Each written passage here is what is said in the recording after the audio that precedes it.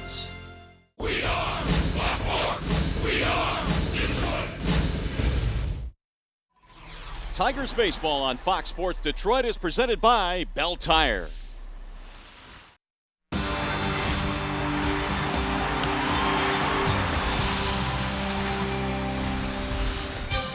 It is a cloudy, overcast night here at the ballpark tonight as the Tigers begin their final home series of the regular season. The Chicago White Sox are in town. Welcome to Game 1 between the Tigers and the Sox. And the Tigers' magic number, well, it's down to 4 and hopefully lower than that after we're done here tonight. Hi again, everyone. Welcome to Comerica Park and welcome to Tigers Baseball. Mario and Pember, Rod Allen, glad to have you with us here for Game 1 in this series. And really, Rod, this has the potential to be an exciting weekend here at the ballpark. First of all the fans that have come through the gates this year, and of course, Mad Max going for number 20 tonight. Well, it'll be a nice reward for the 3 million fans that will come through the turnstiles this weekend to reward them with a championship celebration right here at comfy Comerica Park.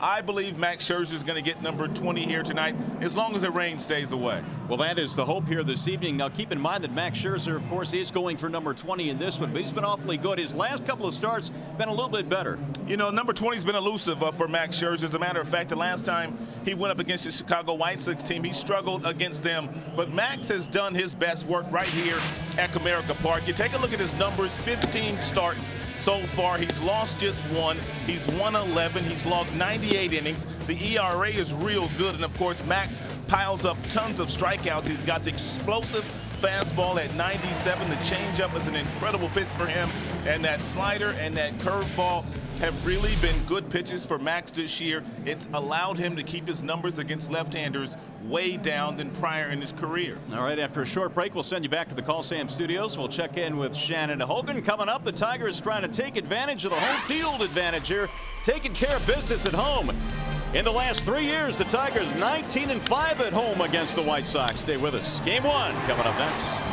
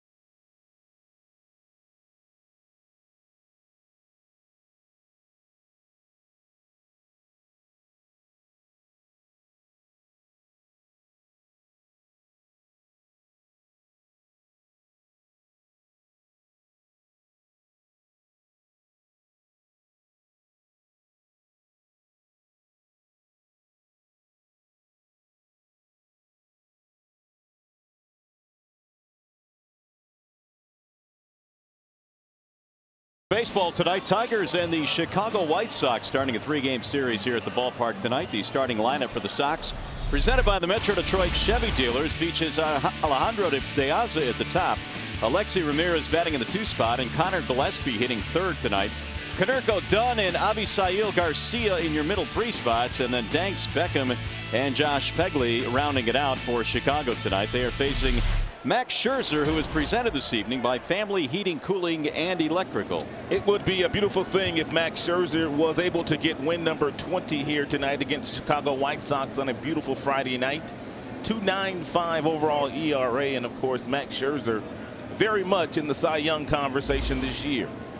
And tonight's first pitch is in for a strike on De Aza. Raining before the game started. It has cleared a bit. The tarp was on the field, but we will get this one obviously going on time tonight. That's the good news. Here's the 0-1 pitch. De Aza spoils it back out of play, and it's 0-2. Alejandro this year batting .263. The power numbers are good. 16 for a leadoff guy, really good. 60 RBIs as well. And Scherzer has him down in the count 0-2. Missed it outside. 1 ball and 2 strikes. First of 3 between these 2 squads. The final 3 regular season home games. Then the Tigers hit the road. Hopefully they'll be celebrating here at some point this weekend. The 1-2 pitch. 2 balls, 2 strikes on De Aza. Mark Wegner down at 3rd said he did not go.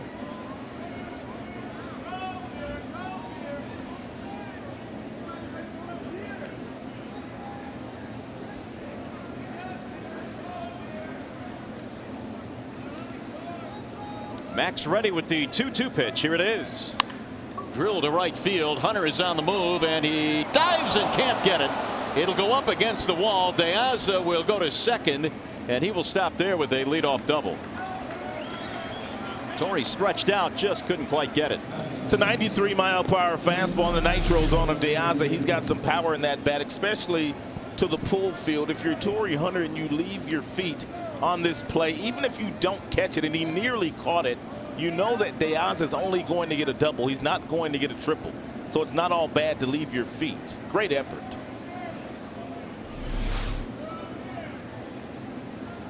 Two base hit starts this ball game off. We'll see what Alexi Ramirez is thinking here. Ramirez batting .285. He's hit 5 home runs this season.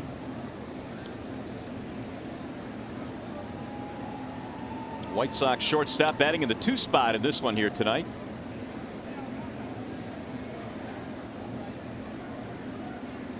And he checks it foul. 0-1. Last couple of series that we've played against the Chicago White Sox, Alexi Ramirez was occupying that number 3 spot. And Gordon Beckham was batting 2nd, but now Gordon is batting 8th in tonight's lineup for the White Sox. Ramirez has hit safely in his last 3. He's played just about every single day this year for the White Sox.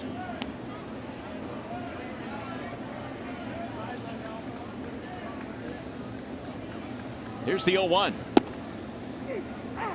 Make it 0-2 now on Alexi Ramirez. So Scherzer gets ahead of the first 2 batters in this game. And because Ramirez has played nearly every day this year for Robin Ventura said before the game today that Alexi Ramirez would get tomorrow night off. He has played in 150 of their 152 games so far this year.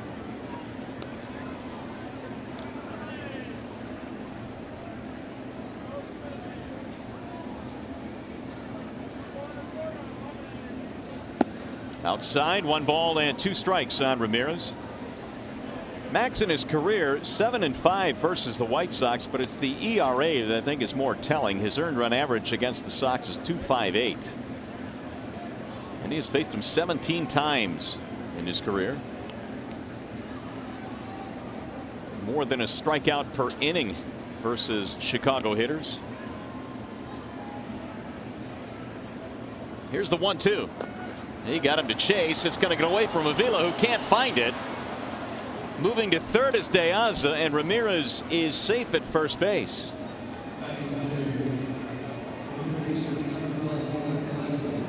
It's going to go as a strikeout and a wild pitch.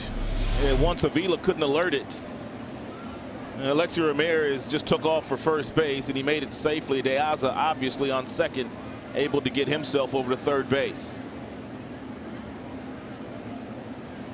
Strikeout, wild pitch, and runners at first and third with nobody out. There's Connor Gillespie batting in the 3 spot tonight. 289 this year versus Tigers pitching with a couple of home runs. Early scoring chance now for Chicago. It's drilled high in the air to center field. Jackson is on the run, still going back. Warning track to pull that one in. Boy, Gillespie gave it a ride. The run will score. It'll be a sacrifice fly, and Chicago has a 1-0 lead. I'm kind of surprised that Alexi Ramirez, who was on first base, knowing that Jackson was going to make that play, didn't go back to first base to tag up to get down to second base. I don't think there was any question that Austin Jackson, with his physical skills in center field, was not eventually going to run that one down.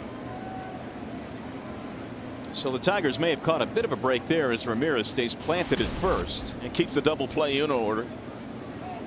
And for Scherzer. Now Paul Konerko.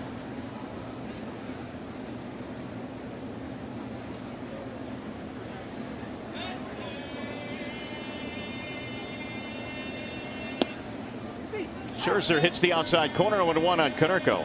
White Sox only have a couple of guys on their team that will really steal a base, and Alexi Ramirez, who is occupying first base, is one of those.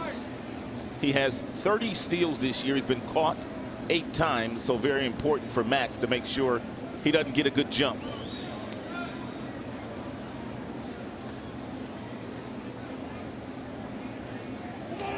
There he goes, and now they got him caught in a rundown. Scherzer stepped off nicely.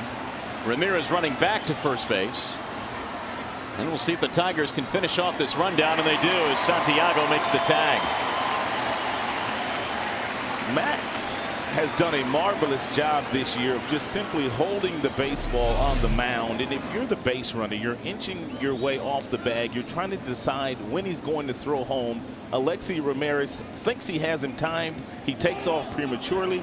Max steps off. He gets the ball to the second baseman, and then Ramirez is not going to get out of the tag. Max has been really good at shutting down the opposing team's running game. Even picked off a batter his last time out. 1-4-3-6 on that put out. 2 outs and the base is empty. Here's the 0-1. Strike called, 0-2. Konerko 11 homers this year, 52 driven in. Although spending some time on the disabled list this year, still hitting nearly 300 over his last 20 games or so. Here's Max's 0-2, and it slings outside in the dirt. 1 ball, 2 strikes.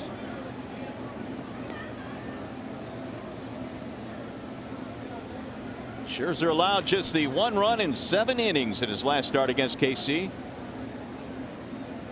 That was a 3-2 Tigers win in which Scherzer got a no decision.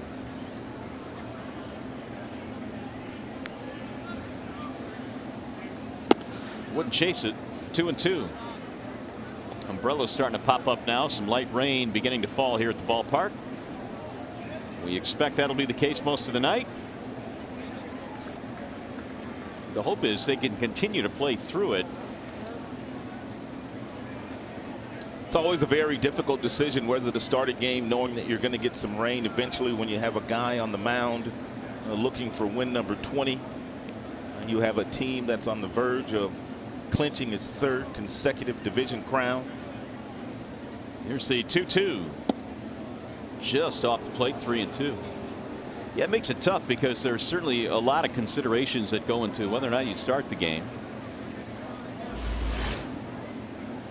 I think the weather report was one that told Tigers personnel that if they started the game at this point in time, the light rain was only going to get worse, so why not start it? Full count pitch. In the air, shallow right field. Here comes Torrey, and that'll be that for Chicago. They get a run. They do it on 1 hit. Here come the Tigers in the bottom of the 1st.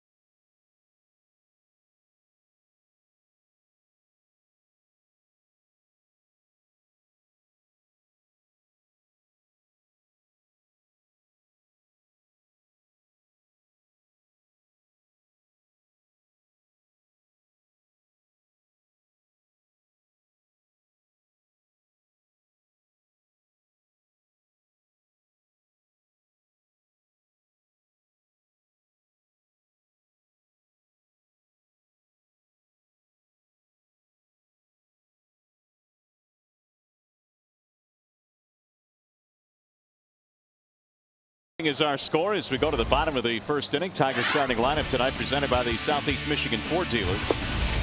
This is how Jim Leland lines them up. You got Jackson, Hunter, and Cabrera at the top, fielder. And then Martinez, the DH. Dirks is on the left tonight. Infante, Avila, and Santiago rounding it out. And they are facing Dylan Axelrod tonight. 19th start to this season for Axelrod, but the last start came way back on July 10th. So Robin Ventura, his manager, hoping to get at least 5 out of Axelrod. He pitches to a whole lot of contact. You can see that in the ERA. He's not overpowering, although he does have all 4 pitches. Jackson, Hunter, Cabrera, the Tigers' top 3 step in here in the first, down by a run. Axelrod's first pitch is in for a strike. He's 27 years old, out of Santa Barbara, California. Top fastball probably will get to 91 today. He's got the curveball that he throws about 20% of the time. The slider and also the changeup, very effective pitches for Axelrod, who really needs to rely on command. Has to really pitch at the knees, and he has to stay on the corners to have any success whatsoever. Here's the 1-1. Driven toward right center field. Danks on the move, stretching out and making a diving catch. No, they say it drops in. And Jackson goes to second. That is a mistake by Danks in center field, knowing that he didn't catch that ball, but still stayed down, trying to convince the second base umpire, Laz Diaz, that he did catch it. And alertly, Austin Jackson able to get himself a double. Well, it ended up in his glove, but it clearly hit the turf. Pretty good attempt. It's a great attempt. Almost a catch, if not a catch. You could almost call that a catch. In fact, I think you could. 30th double of the year for Jackson. Tigers quickly get the tying run in scoring position now for Torrey Hunter. And good to see Austin Jackson get that first knock here today in his very first at bat, after going 0 for 5 in last night's game.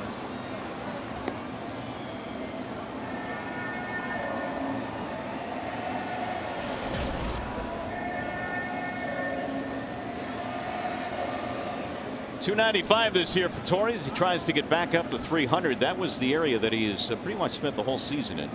300 above. Breaking ball pounded to third. Foul. Just foul. Just over the head of Connor Gillespie as well. 0-2 on Torrey Hunter.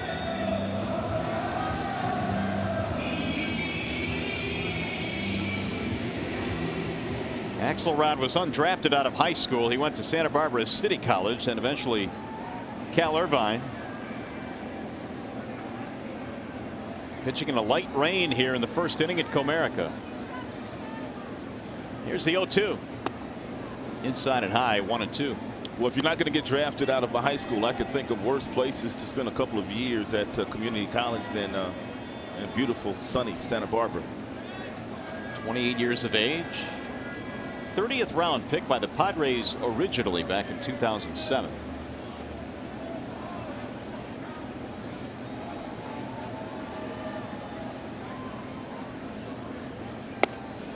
Up and in again. 2 balls, 2 strikes. Torrey Hunter has a job to do, obviously, with Austin Jackson standing on second base. He'd at least try to get him to third base. If he gets a base hit in that hole between first and second, he'll also take that. That means Jackson will score, even though Garcia in right field has a very strong arm from that position. He wouldn't bite on the breaking ball. The count fills now 3-2. Since Torrey has gone to that number 2 spot in the last couple of calendar years, he has really learned how to take those base hits to right field. Hit behind Jackson, hit behind Mike Trout last year.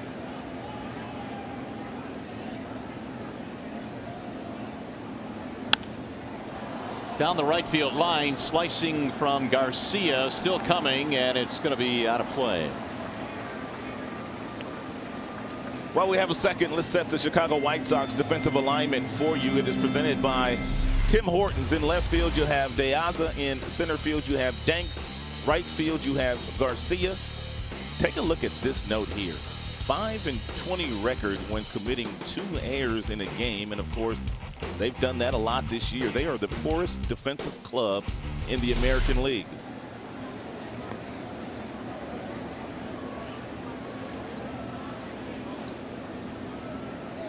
And again, the 3-2 missed it high. That is ball 4, and Axelrod has immediate trouble here in the first inning.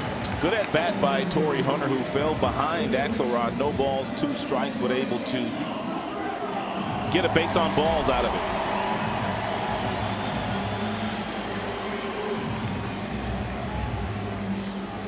So here is Cabrera with nobody out. Miguel at 347 right now. Whoa! How about those numbers against Axelrod? Nearly a .550 batting average for Miggy, 6 for 11 with 1 strikeout.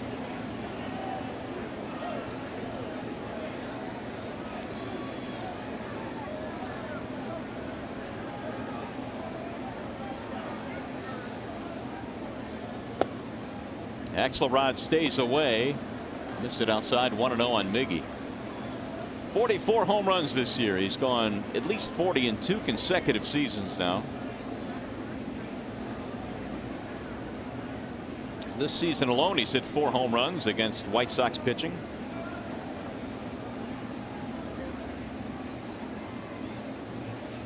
Here's the 1-0.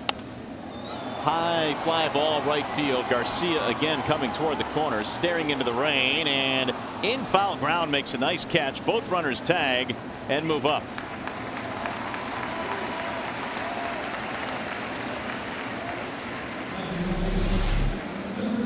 Garcia seemed to be battling this all the way, coasting over to the wall, making a play, and then getting it back to second base, but not before Torrey Hunter got back to tag up, because he saw Jackson was going to go from second to third.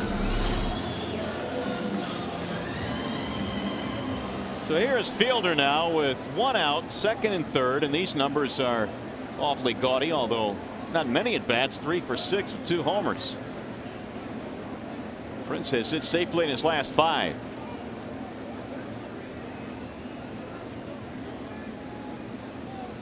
Wave and a miss, 0-1. This entire homestand, the opposing teams have pitched Prince Fielder away, and Prince Fielder has simply taken base hit after base hit after base hit into left field, and he'll do the exact same thing right here if Axelrod does not challenge him inside.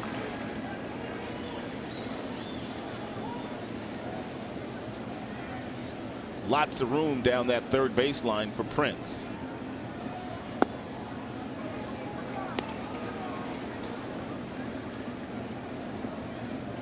Last 20 games, and Prince Fielder's 31 hits. 21 of those have gone right back up the middle or the other way.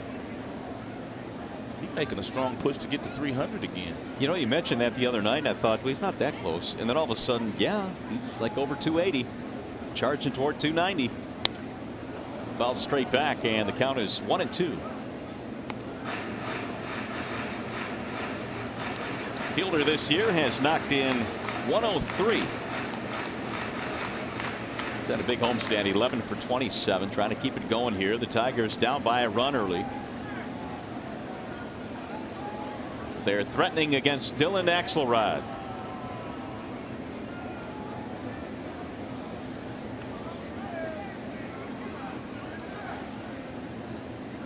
Swing and a miss. Fielder goes down, so Axelrod gets a huge early out. His first strikeout of the game. Fear not, though. Here comes Victor Martinez to try and drive in a couple of runs with a base hit. DHing tonight.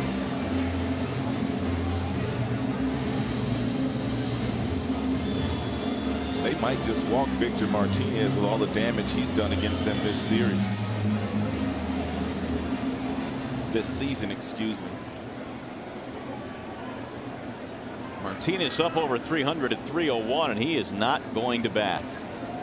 And he's been walked intentionally a ton over the last couple of days. Eric Wedge did it a couple of times against Victor Martinez, and he did it in this exact same situation. It was the first inning Runners on second and third, pitched around Victor Martinez, and Eric Wedd's squad got out of that first inning jam.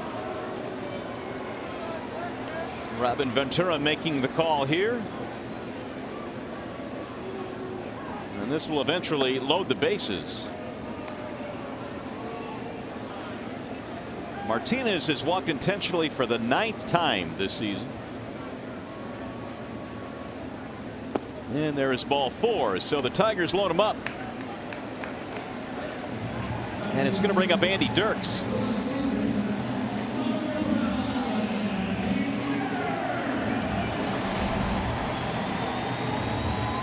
.256 this year for Dirks. He gets the call out in left field for this one. Tigers have been rotating a few guys through there. Tuiasa Sopo has gotten a couple of starts on this homestand.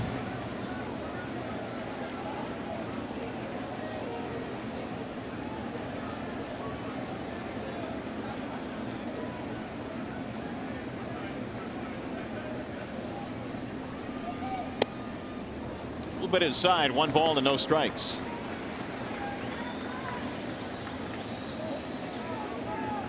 Three hits on this homestand for Dirks. He's got Jackson, Hunter, and Martinez. The bases are full for Detroit, down 1-0 in the first. Fouled at home plate, 1 ball, 1 strike.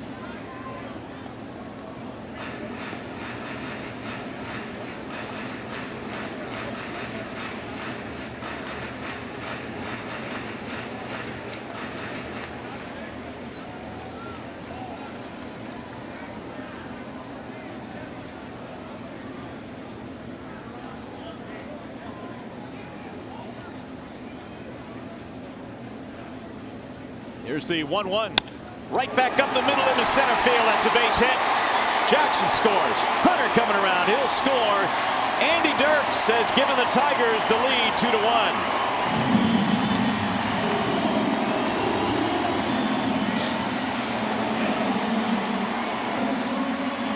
Talked about the fact that Axelrod, because his top fastball about 90 miles an hour, has to have really good control if he's going to maneuver his way through this Tigers lineup, and he throws Andy Dirks a 1-1 fastball that's right down the middle, and Andy Dirks, with that short, quick, compact swing, answers the first run the White Sox scored in the top half of their first inning.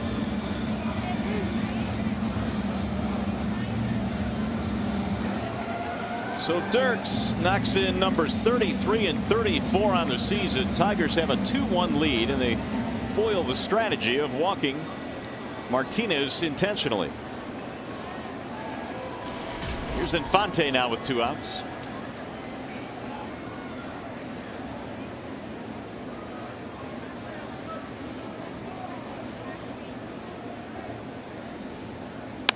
Ground ball left side, base hit. Here comes Martinez rounding third. They stop him. Quickly back in with the ball is De Aza. De Aza playing left field does not have the arm strength of Viciedo, who is usually playing left field for them, but he got to the ball quickly. And then you add in the fact that Victor Martinez is running from second base. Wise decision by third base coach Tom Brookins to hold up Victor.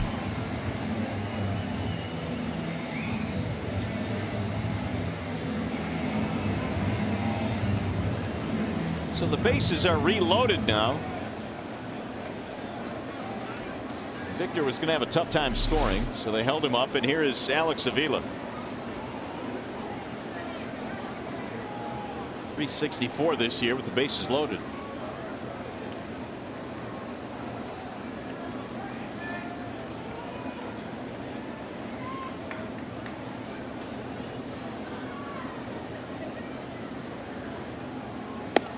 Ball 1 outside.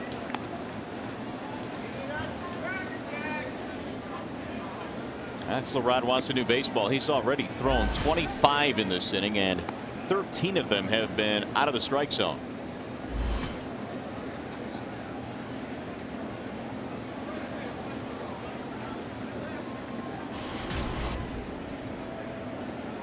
.286 this year for Alex against White Sox pitching.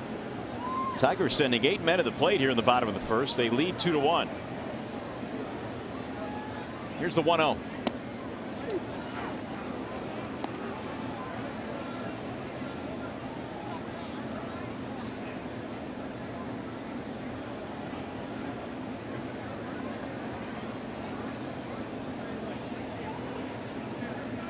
Avila's batting average at .222. He's knocked in 45 runs this year. He's done much better in the second half.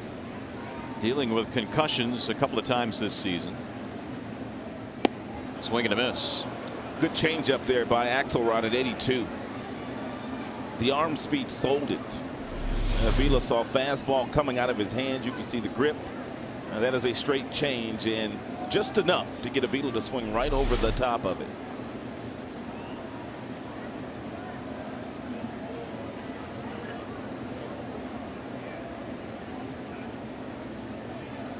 Here's the 1-2.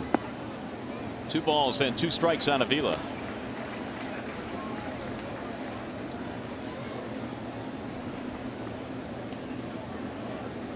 Martinez, Dirks, Infante, your base runners. 2-run single by Andy here in the first inning, giving Detroit the lead. And now Avila trying to tack on.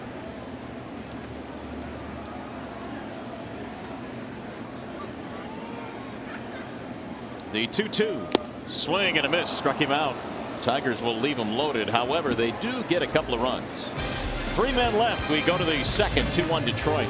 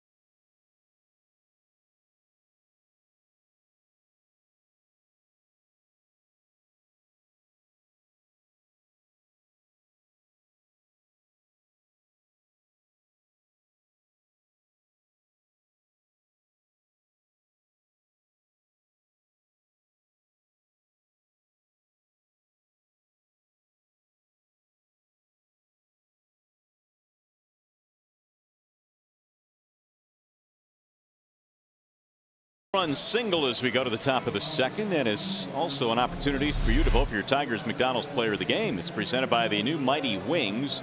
Using your cell phone, text Tigers then a space and the player's uniform number to 37338 or vote online at foxsportsdetroit.com. Dodging the raindrops tonight. Max Scherzer has a 2-1 lead as we go to the second. 2 runs on 3 Detroit hits in this game. Adam Dunn will start things off. Dunn, then Garcia, then Danks. First pitch is swung on and missed. 1-1 on Dunn. Dunn has not been a good match for Tigers hitting pitchers this year, I should say. As you see the shift on the infield against big Adam Dunn. Lots of ground balls to the pull field. Breaking ball missing down low. 1 ball and 1 strike. Tigers pitchers have struck him out 24 times this year, which is the most that he has struck out against any team in the American League Central. Wave and a miss. 1-2. And a lot of those strikeouts are simply at the top of the strike zone with good fastballs in the mid-90s. But Max has also had that really good breaking ball down and in the left-handers, which has been a go-to pitch for him too. They're going to elevate one first. Well, when he is putting the ball against the Tigers in play, he's done a pretty good job hitting .305 versus Tigers pitching this year. Yeah, his contact to damage ratio is simply off the charts when he does hit it. Here's the 2-2. Stroke back up the middle and caught on a dive by Santiago. Dunn tried to beat the shift, but Santiago getting a really nice break from the second base side of second base. And although he's the shortstop, he makes a really nice play. Beaumont Health System will sponsor the starting Tigers defense. Dirks in left, Jackson in center. Torrey Hunter is in right field. Omar Infante and Santiago are up the middle. Iglesias was hit on the hand yesterday and still a little bit sore today, therefore didn't get a chance to start.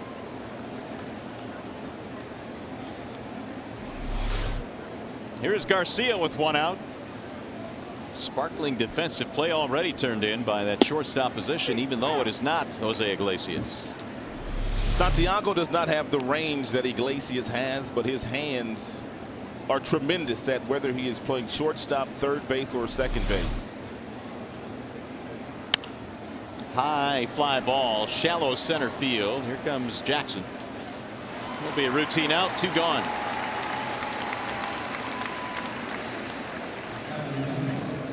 Now Jordan Danks. Jordan Danks getting an opportunity to show his manager Robin Ventura whether he could be an everyday player next year. He's also and always been rated very highly as a defensive player coming up through the minor leagues, but now getting a chance to showcase his skills to see if he'll be a starter or a role player in 2014. Got himself a shattered bat right there. He hit it right at Prince. Going to be a 1-2-3 inning for Max Scherzer. Nicely done.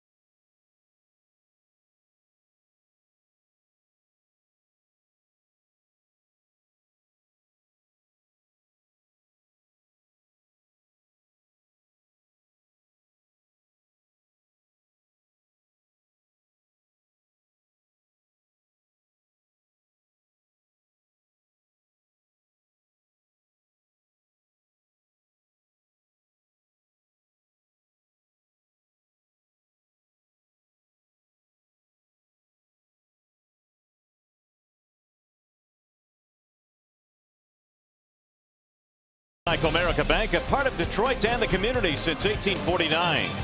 Jeep, rediscover the freedom of the open road at the Jeep Celebration event. And by Dan and Oikos Greek yogurt, too delicious to be nutritious. Cloudy, overcast, and at times rainy night here at the ballpark. The Tigers and the White Sox get together. Game 1 in this 3-game set. Tiger magic number at 4. And Detroit leads 2-1 early in this game as Santiago stands in and looks at ball 1. Ramon in the number 9 slot. Yesterday Iglesias was hit on the hand by a pitch, was sore today, and Jim Leland saying not real sure when he might be back. It's a fly ball into right field, right at Garcia. A couple of steps to his right, 1 out. Initially, when Iglesias was hit by that pitch, Rod, I got to be honest, I expected the worst.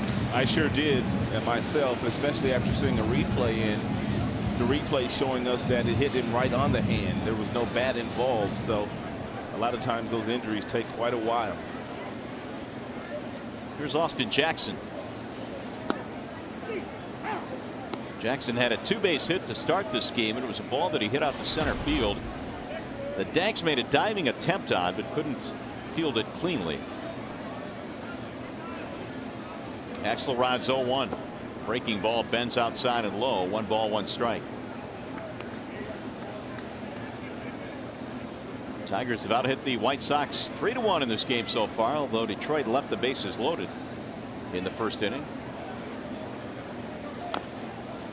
Off the end of the bat, foul, 1-2. Here's Iglesias getting hit last night. And when he went down, he stayed down for a while. He was in a lot of pain.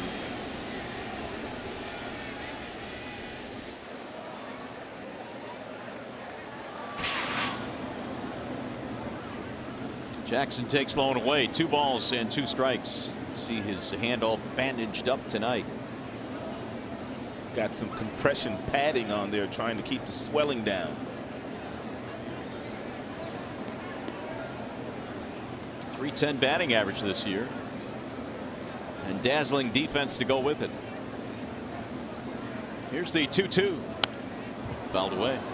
Because of that .310 batting average and the dazzling defensive play of Iglesias, he is right there in the middle of the Rookie of the Year.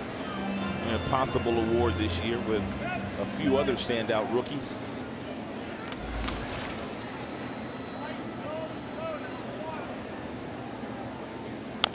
Little chopper hit toward third. That's a foul ball. 2-2 the count remains. Axelrod ran into trouble when he walked Martinez intentionally to load the bases back in the first, trying to get out of the jam, and then Dirks made him pay with a 2-run single. Axelrod doesn't really have that true put-away pitch. He'll rack up a few strikeouts on occasion, but by and large does not get lots of strikeouts. Just missed there. 3-2. Axelrod has not made a start since July the 10th. He's been used out of the bullpen. Andre Rienzo was supposed to start tonight, but developed a blister. And that last start that Axelrod made was against the Tigers. Bouncing ball back up the middle, find a hole into center field. 2 hits tonight for Jackson. Hey, by the way, if the Tigers combine for 3 or more home runs in this game, bring a copy of the box score to a participating Arby's location tomorrow and get a free small order of curly fries.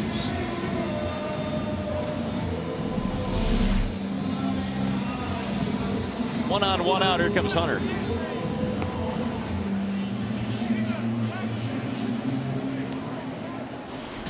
Torney had a base on balls against Axelrod in that first inning.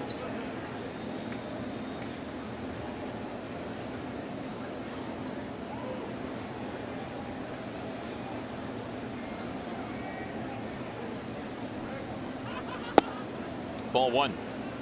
In that last start we were talking about that Axelrod made on July the 10th against Detroit here in this ballpark, he was absolutely roughed up. 7 runs on 11 hits. And the Tigers are on their way tonight. They've already got a couple of runs on 4 hits. Robin Ventura has found things a little bit more difficult here in year 2 as opposed to last season when his team was in the race all the way down to the wire before the Tigers caught him. Big swing there by Torrey. 1-1.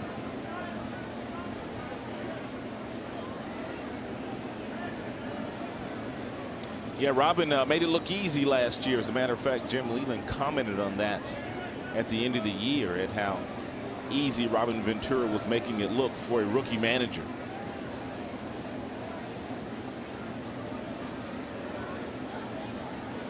And we often talked last year about how there was such a stark contrast between Ventura and the man he replaced, Ozzie Guillen. Yeah, they needed to change the culture.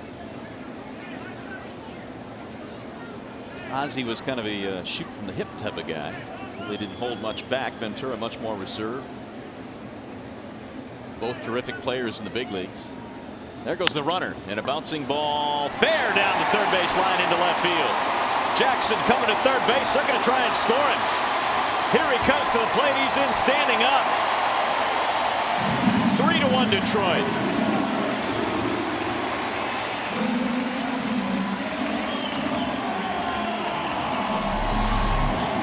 Jackson, Torrey Hunter, both guys have been on base both of their plate appearances here this evening, and Jackson scored 2 runs. He was on the move here. Once he saw the ball in left field, he gave Tom Brookens, third base coach, an opportunity to send him home because he was really running aggressively toward third base, and a wise decision by number 61, Tom Brookens, who occupies that third base coaching box. So the Tigers now lead by 2. And Torrey Hunter drives in yet another, number 79, as Cabrera takes the ball low. 3 runs on 5 hits now for Detroit. 1 run, 1 hit for Chicago. With runners in scoring position this year, 399 for Miguel.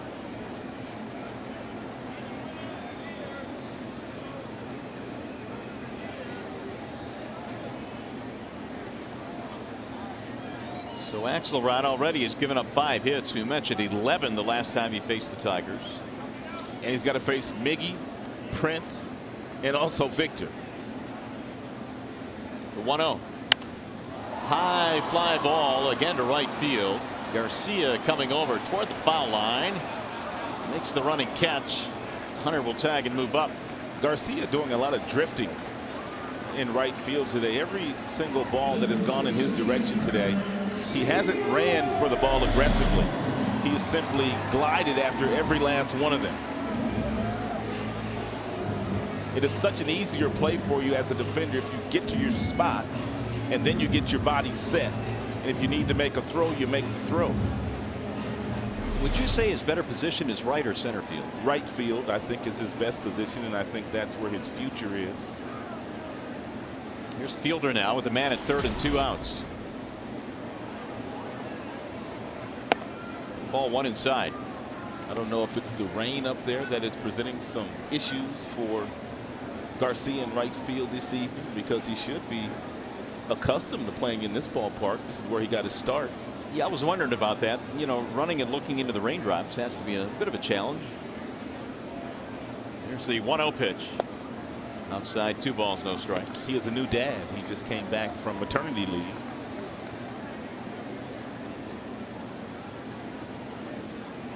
Little baby girl. His first child, Anarea Garcia. Won't get much sleep this winter, but it's all good. Meanwhile, 3-0 on Prince. It's the 4th 3-ball count already in this game for Axelrod. We are only in the 2nd. Prince is not a selfish guy, but he does want this RBI on third base. Yes, he does. He lines one to center. Danks coming on to make the catch. And he almost got it. Tigers add another run. They're watching Tigers baseball tonight, presented by Bell Tire.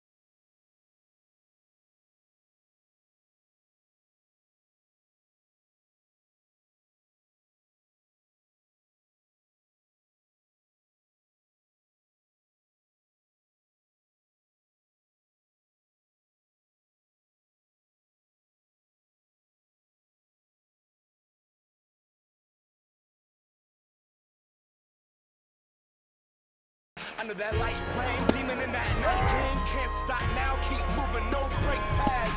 Came here to prove a point, live my life on the field, make history in between the base path. Here is today's high-speed set, and it's brought to you by Charter Internet. And you look at Max's numbers from 08 to 2012. Lefties hit 272 against him, hitting only 224 against him this year. And he's really been able to own the right-handers to the tune of a 163 batting average. That is the second lowest in the majors. And Max goes back to work here in the top of the third. Tigers lead at 3-1 as Scherzer goes for his 20th win of this campaign. Gordon Beckham leads it off, then Josh Phegley, and then Alejandro De Asa. Swing and a miss, 0-2. Max is 8 of 8 in first pitch strikes here so far this evening, which means he wants to stay out there for a while and keeps that pitch count down low.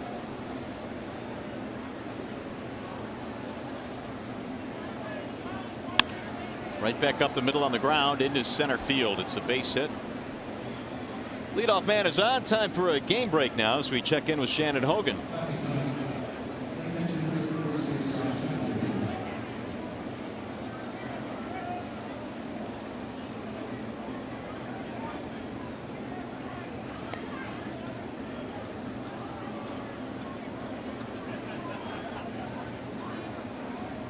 Shannon, thanks. We'll certainly keep our eyes on that one, obviously, because that will determine the Tigers wild card, or I should say a magic number situation. The wild card right now, Tampa, Texas, have the top spots, and Cleveland a half game out. So they are certainly playing for plenty. It's fouled away. Josh Phegley, the batter.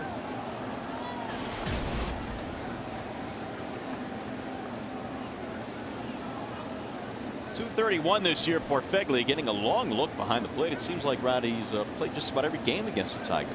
Tyler Flowers was their starting catcher at the beginning of the year when they elected not to bring back A.J. Przinsky, but Flowers, he floundered from a batting average standpoint, and he lost his job. It's a high fly ball, shallow left, hooking into foul ground, back out of play. And we talked about this when Eric Wedge was in town the last 4 days. Two types of manager this time of year. You could be Jim Leland looking to get your team back to the postseason, or Robin Ventura on the other side. It's been a bad year, and you're looking at a lot of young players getting prepared for 2014. Got to see what they can do.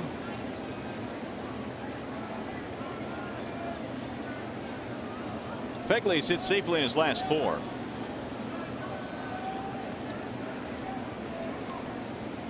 Max needs to make a better 0-2 pitch than he did to Beckham, who singled up the middle on an 0-2 pitch.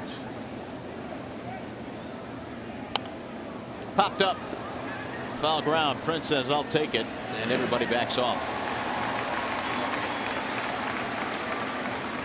Beckham holds at first base, 1 out. He's going to bring up the top of the order, De Asa. Pretty good ratio so far for Max. He's gone 0-2 quite a bit in this ball game tonight. 5 times, as a matter of fact. Doug Fister's spread looked just like that last night through the first 3 innings. Filling up that strike zone was Doug Fister. Max came into this game with 227 strikeouts, second in the American League behind Yu Darvish.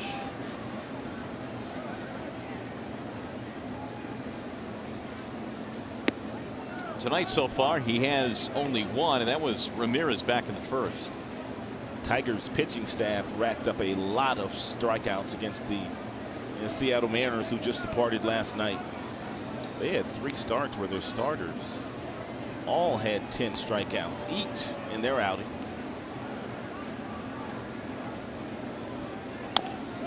Chopper to first. Prince has it, fires to second. There's one. Relay. Safe at first base. Ooh, it was close. De Asa can run, but Scherzer got there in good fashion. One of the things that you have to learn as a first baseman when you are faced with this particular play right now is you have to get it, and you have to make a good throw to the shortstop. You can't worry about throwing that ball and then trying to get back to first base so you can receive the throw from the shortstop. And the way that you do that, and if you do that, you can make a good throw, as Prince Fielder does right there. Max Scherzer will be there, but De Aza just too fast. He was able to beat it.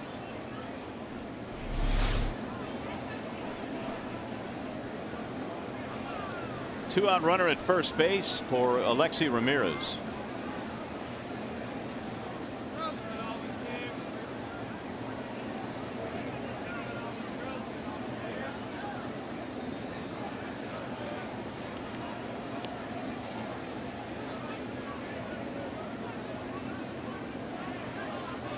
Something else that made that a very easy play for Prince Fielder is the fact that he's turning his body as he's gloving this baseball, turning his feet and that front shoulder toward the shortstop, which allowed him to make a very accurate throw.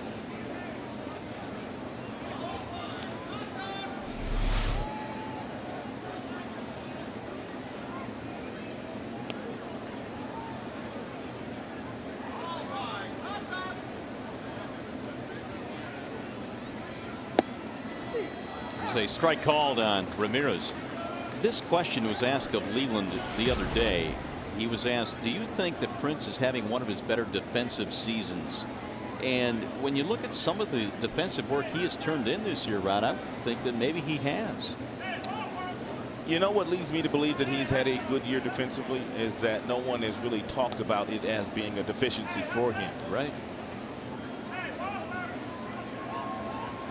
Here's the 0-1. He is not going to win a Gold Glove, but when there have been balls that have thrown over to him in the dirt, he simply picks them. He's only made 6 mixed cues over at that position, and most of those came early this year, so he has played a really nice first base. 0-2 the count on Alexei Ramirez. Scherzer trying to finish him off here. He struck him out back in the first. Max able to get ahead of all 3 of the batters. He has seen the last 3 anyway. No balls, 2 strikes.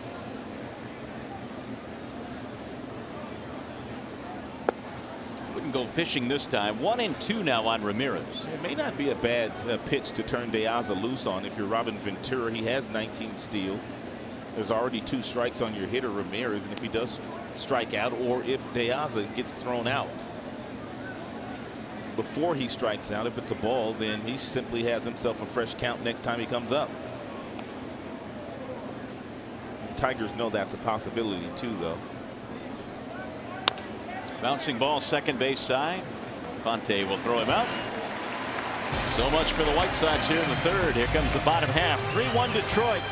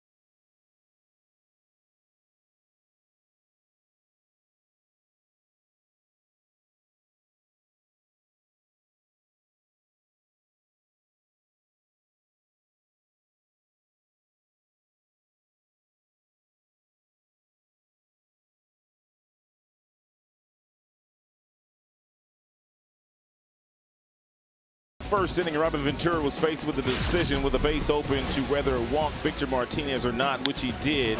He loaded the bases, and Andy Dirk stepped up with a solid single right back up the middle. Austin Jackson had doubled. Torrey Hunter had walked, and both came around to score on the Dirks base hit. Well, the Tigers have 3 runs, 5 hits, and the visiting White Sox have a run on 2 hits, as Martinez will stand in to lead things off here in the bottom of the 3rd. Victor and then Dirks and then Infante facing Dylan Axelrod.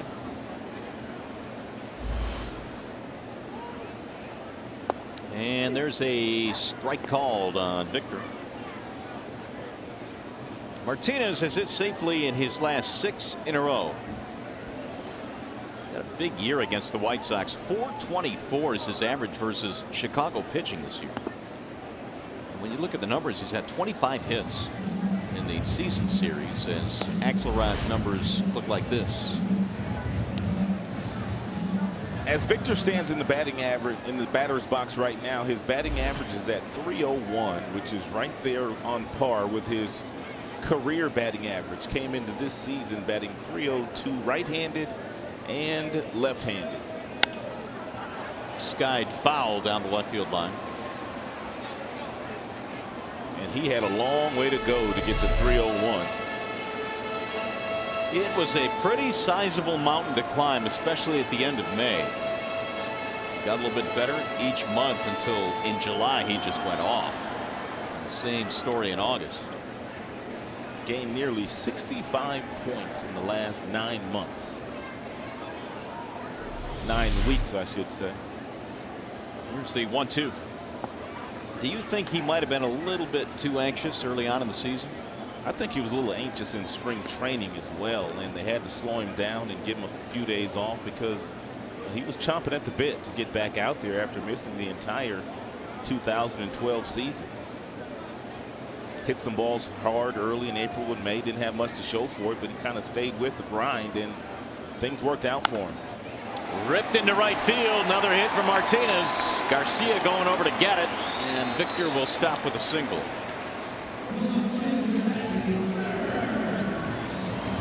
Really hard to maintain the same exact fluid swing from both sides of the plate, but Victor Martinez has been able to do that. Just tremendous balance through the strike zone. Great weight transfer out onto that front side.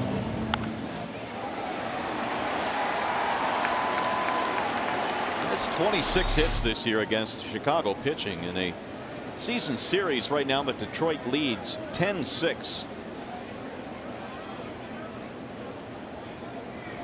And they've won 4 of 6 at home against the White Sox. Ball high to Andy Dirks, who had a big hit back in the 1st inning. Andy accepted the challenge of batting after they walked Martinez intentionally, and he responded with a 2-run single.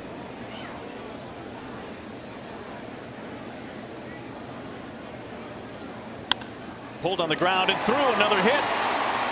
Martinez going to try and get the 3rd. Garcia's throw not in time. Hits the runner. Dirks thought about going to 2nd, but he'll stop. That is a really good throw by Garcia in right field, and the reason for that is he kept the ball low enough that Andy Dirks, who had hit that baseball, could not decide whether Ramirez, the shortstop, was going to cut it or not. Therefore, he had to stay at first base. Good hustle by Victor. Really good throw down toward the cutoff man there by Avisail Garcia.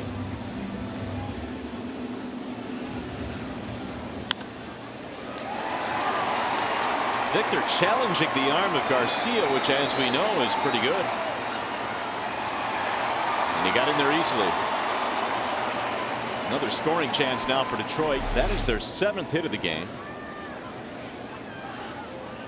Omar Infante swung at the first pitch he saw last time up and got a base hit in the left field.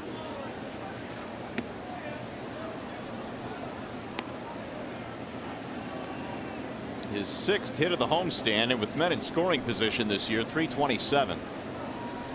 Quietly, he's had a great year, playing in the shadow of guys like Victor, Miggy, and Prince, Jackson, Torrey Hunter, Peralta the first half of the year.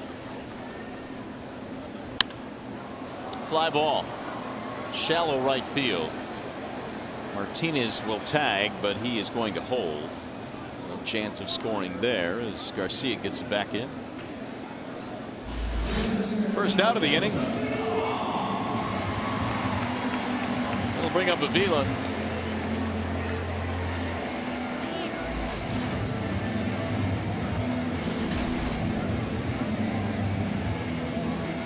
Strikeout back in the first for Alex, which ended the inning. Tigers got 2 in the first, 1 in the second.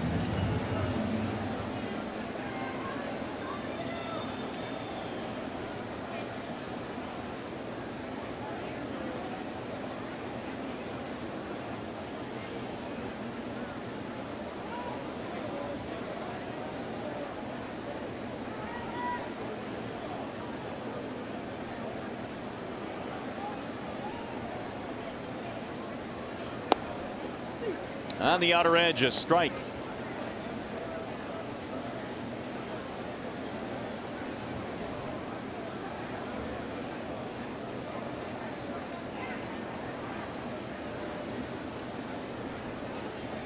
Axelrod, originally signed by the Padres, was released and then decided to go play independent baseball to try and get back to the major leagues.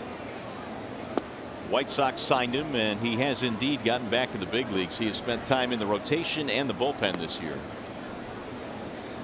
As the rain begins to fall again here at the ballpark. It's been on and off most of the early evening and into game time.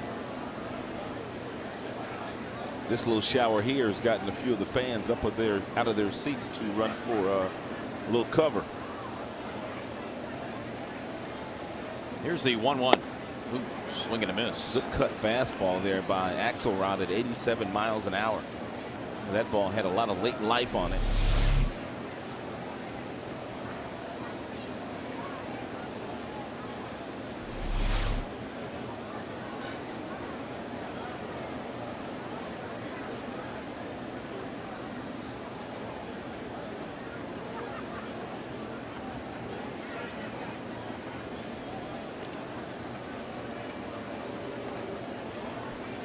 Martinez and Dirks with singles here in the third.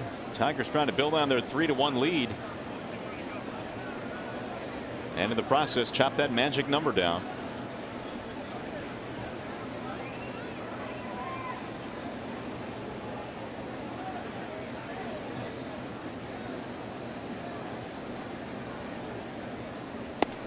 Thought about going after it, did not. 2 balls, 2 strikes.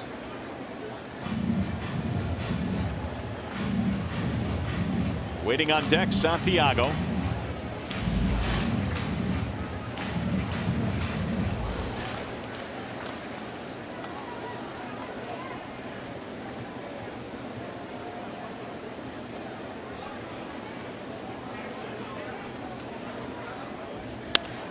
Struck the other way into left field, a base hit.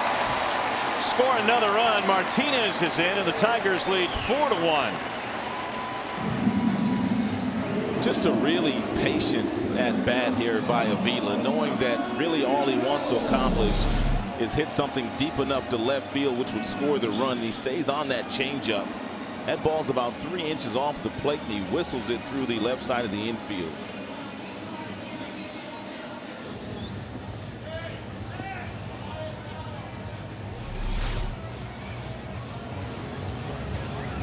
So the Tigers continue to add to their totals here.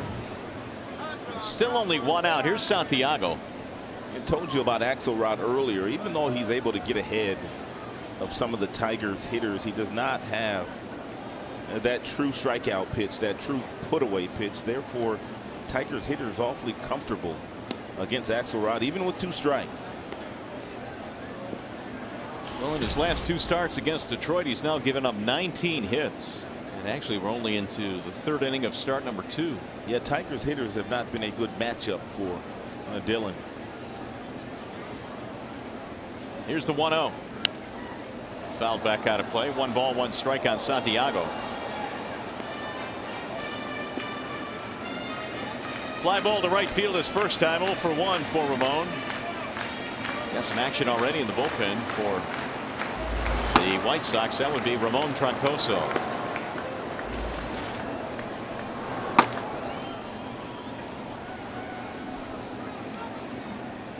Here's the 1-1. 2 balls, 1 strike now on Santiago.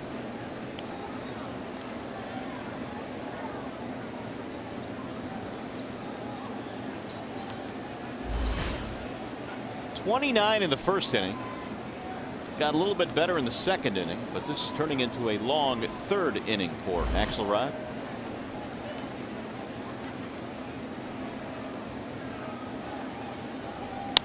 Driven to right center field. That'll get down. Base hit. Dirk's coming to third. They're going to stop him there. And the bases are loaded.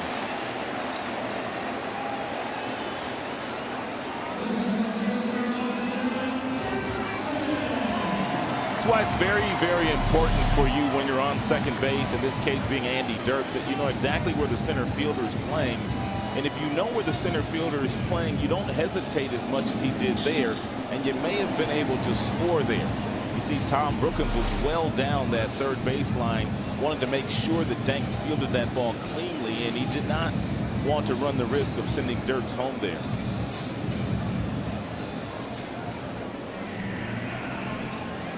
So the Tigers threaten for more here, leading at 4-1. They are loaded up with only one out.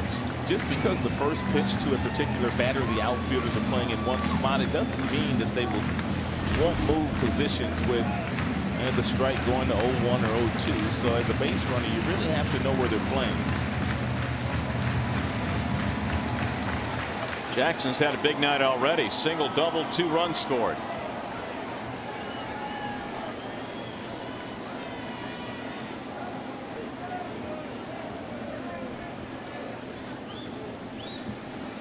Austin takes a ball outside. Axelrod has pitched in a whole lot of traffic so far this evening.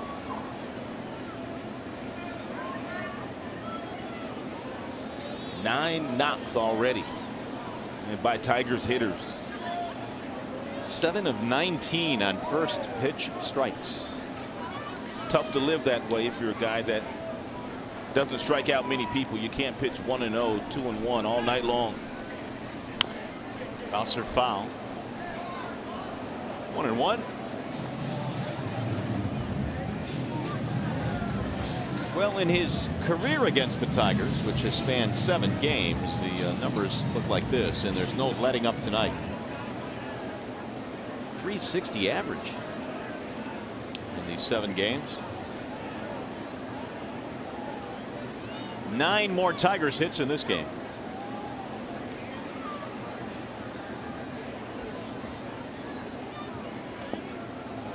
Fegley down to block it. 2 balls, 1 strike.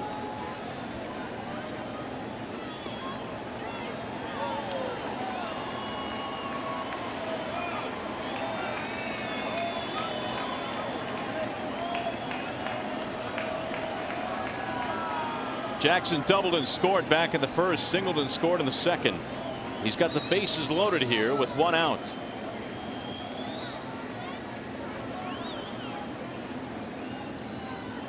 Swing and a miss. 2-2.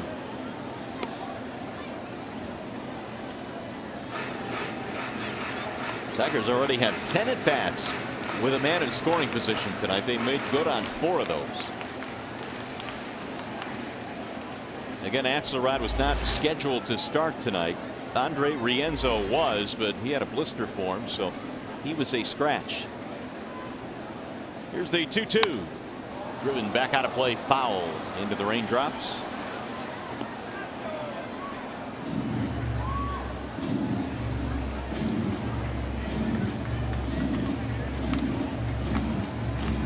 '71 pitches already for Axelrod. We are only in the third.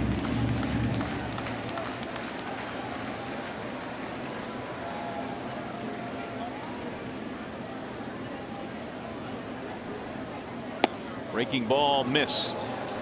3-2.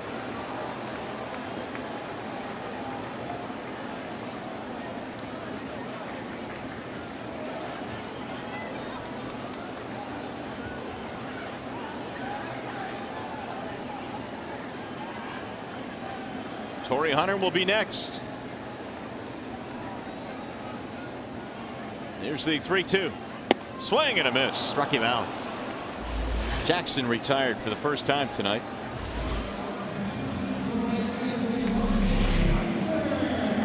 '89-mile-per-hour heater up in the zone, thrown right by Austin Jackson.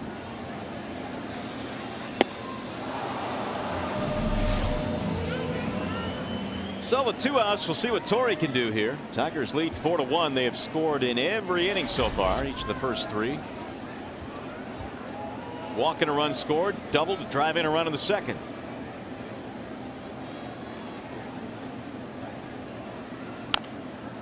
Chopper foul down the third base line. Torrey got himself a hanging breaking ball right there on that by Axelrod, and swing got a little bit too big. He would love to have that pitch back. He was also looking at the dirt like he slipped when he took that big swing. The rain has not been so heavy as that they have had to come out between innings to drop some diamond drive. It's been fairly steady over the last innings, although nothing heavy. 0-1 on Hunter.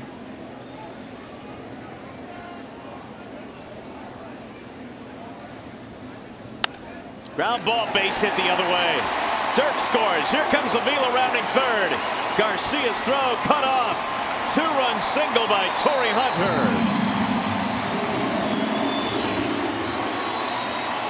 A 3 RBI night for Hunter. Torrey Hunter is such a pro. After getting the first pitch hanging breaking ball from Axelrod, he realized that he overswung on that pitch. So he simply told himself, let the ball travel, take the base hit to right field, which he does, and he gets rewarded with a couple of more RBIs. 81 driven in now for Torrey on the season as he check out his hits by direction. If you look at Torrey's numbers going back to last year in that number 2 spot, he has been the best hitter in the American League in several offensive categories, occupying that number 2 slot. Axelrod's night comes to an end. Wallside windows pitching change here in Detroit.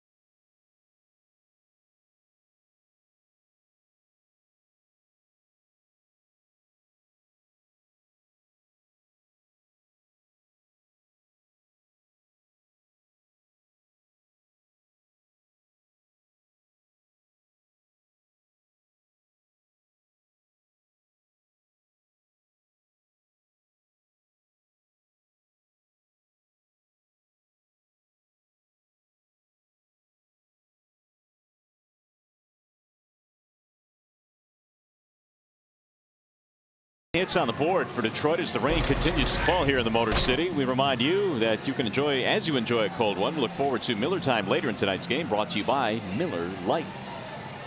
Torrey likes to chop it up with those umpires, doesn't he?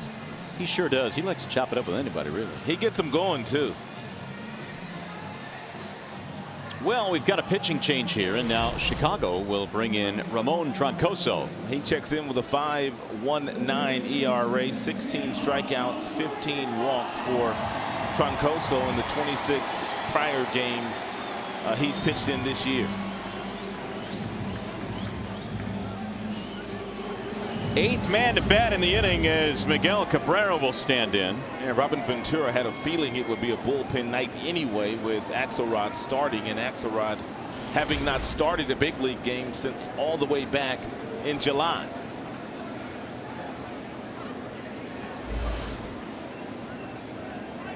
Cabrera has hit the ball in the air to right field twice in this game, 0 for 2. Fegley can't find it, but finally locates it. And Troncoso will go anywhere from 91 to 94 with his fastball. He's got some arm side tail in sync with that pitch, which would tail the ball into the right-hander. He also features a slider and a curveball about 7% of the time. So mostly fastball sliders from Troncoso.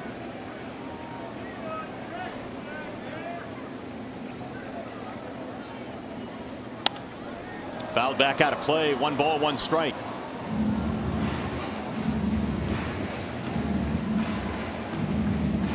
Righties just 161 against Troncoso this year, but lefties, they hit him pretty good. 364.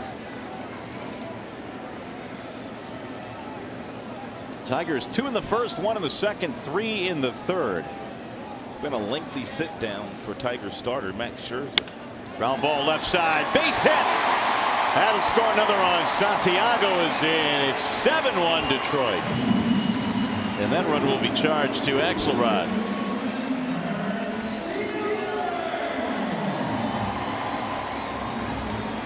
Let's take a look at our pitch by pitch and how Troncoso goes after Miguel Cabrera. Miggy, for the most part, has hit mostly everything the opposite way the last couple of days.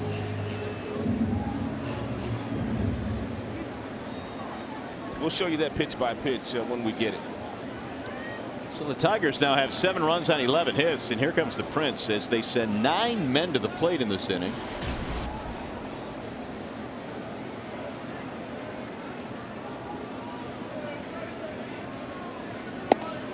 Fielder looks at a ball outside.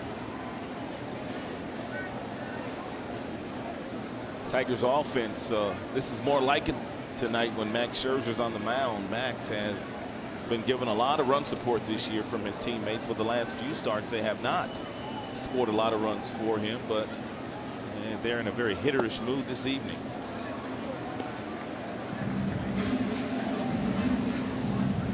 Fielder is 0 for 2, strikeout, flyout.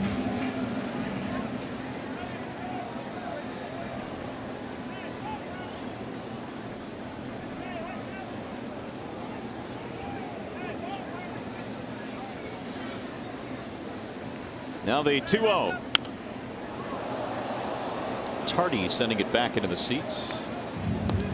Here's that Miguel Cabrera pitch by pitch with Troncoso being on the mound. He fell behind Miggy, but every swing Miggy's taken so far today, he's looking to hit the ball the opposite way, and he finally got him a hanging breaking ball that was up in the strike zone and got himself a base hit and RBI. And there's that $1 million smile that Miguel Cabrera features. Well, $20 million smile. There's a ball inside, 3-1. You can throw out numbers. You might as well be accurate. He's earned every nickel. That he has. I mean, every nickel. Tigers have out hit the White Sox tonight, 11-2. They are pouring it on. 7-1 score. 3-1 pitch is ball 4 outside. So the Tigers bat around here in the third, and batting for the second time is Martinez, who led this inning off with a single.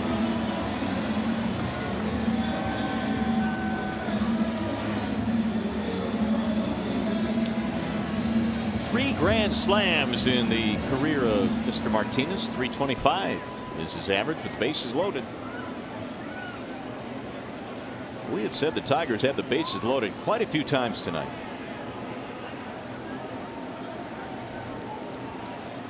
Hunter, Cabrera, Fielder this time occupy the bases.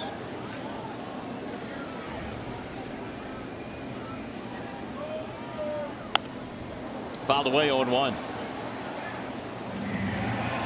Victor's been on base twice, walked intentionally in the first. That was not a good move in retrospect because Dirks followed with a 2-run single. Dylan Axelrod has been the recipient of most of the punishment tonight. To be exact, it is the 4th time tonight the Tigers have had the bases loaded.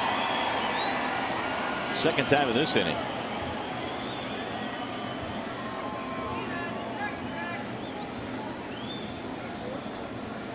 Here's the 0-1. 1 ball, 1 strike.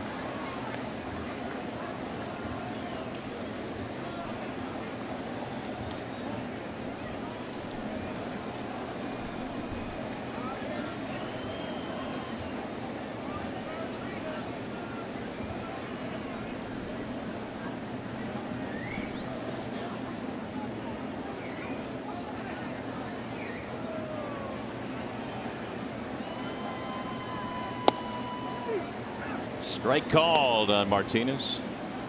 1-2 the count on Victor.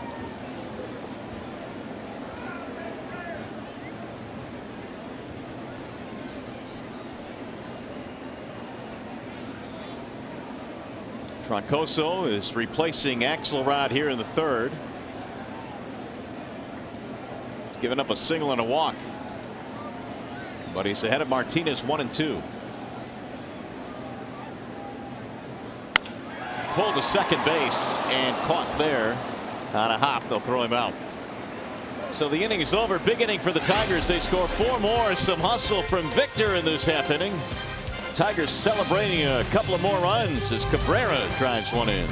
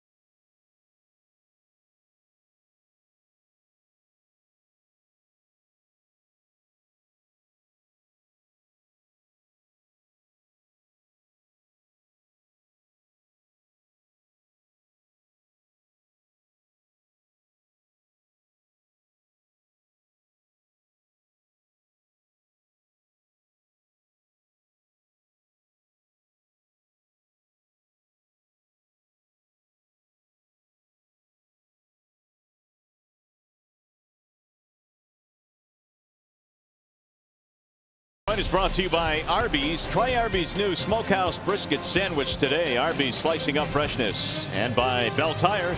Get the lowest tire price, period. Bell Tire. Fans seeking some cover in the concourse tonight. Rain still falling here at the ballpark, but we play on. It's 7-1 in favor of Detroit as we head now to the top of the 4th inning. And it's been a big night for the Tigers offense, but it's potentially going to be a big night for Max Scherzer, who is searching for his 20th win of this campaign, and so far through 3 innings, just 1 run.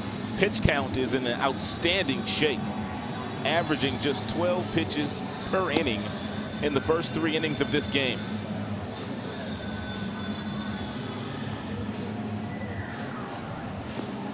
Well, tickets for all potential American League Division Series games at Comerica Park are on sale now. For tickets, visit tigers.com for more information.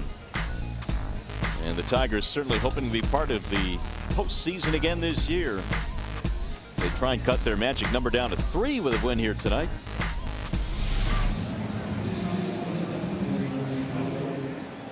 In the 4th inning, it's going to be Gillespie, Konerko, and Dunn for Chicago. A lot of big nights already for the Tigers offensively. Jackson's had a pair of hits. Torrey Hunter has knocked in 3, flashing a big smile. He's still talking to the umpires. Tigers trio of outfielders have gotten busy already in this game. Dirks, 2-run single. Laz Diaz now chopping it up with T. Hunter. Let that man do his work, Torrey. Gillespie had a sac fly to drive in a run back in the first and a ball high. Lengthy sit down for Max. 33 minutes from the last time he threw a pitch.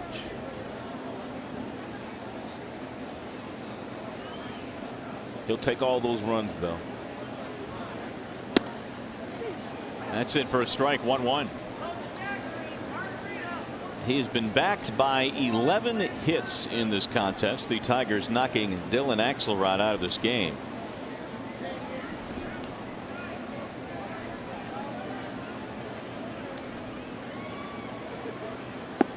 The pitch count for Max, as you mentioned, in good shape. He hadn't really picked up too many strikeouts. That's one of the reasons early on here. But Tigers starters now have gone 4 of the last 5 with 10 or more strikeouts. Looked like that was a conscious effort on Max's part here today to take his foot off the gas pedal just a little bit early and not trying so hard to get number 20 as he has been the last 3 outings. He's also opposed some pretty good pitchers. John Lester a few starts ago in Boston. Hooked up with Chris Sale his last start in Chicago. And the 2-2 just off the plate. 3-2.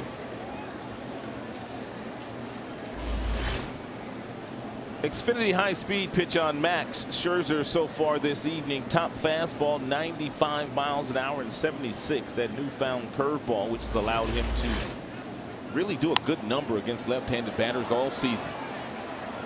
Cabrera coming over. Looks like he has room, and he does. Gillespie is out. 1 gone. Bring up Paul Konerko. Time now for the AT&T trivia question here tonight. Let's see what we have in store. Which 5 active players have at least 400 homers and 400 doubles in their careers? There are 5 actives. Can you name them?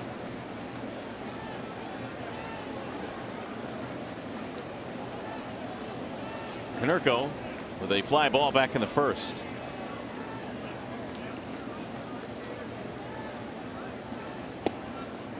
In for a strike. 0-1. Should I give him a hint? Yeah, give him a hint. You're looking at one of them. So now we just need 4. I just rattled off 3. I'm trying to figure out who that 4th one could be. Here's the 0-1 pitch. Ball inside. 1 ball, 1 strike. What a career Konerko has had. He ranks 2nd in the top 3 categories, 3rd in hits in White Sox history. He'll slap that one to right field, add another to that total. 1-out single for Konerko. Just the 3rd hit of the game given up by Max.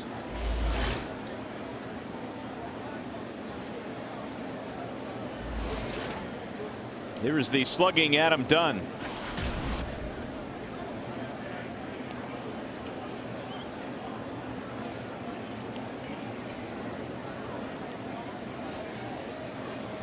Had a base hit taken away and a diving play by Santiago in his first at bat. That was back in the 2nd. And he skies this one a mile high in the air. Left center field.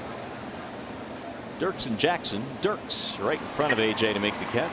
Big Adam Dunn's fly balls, they literally bring rain. 2 gone. Well, that one certainly did. Here is Garcia.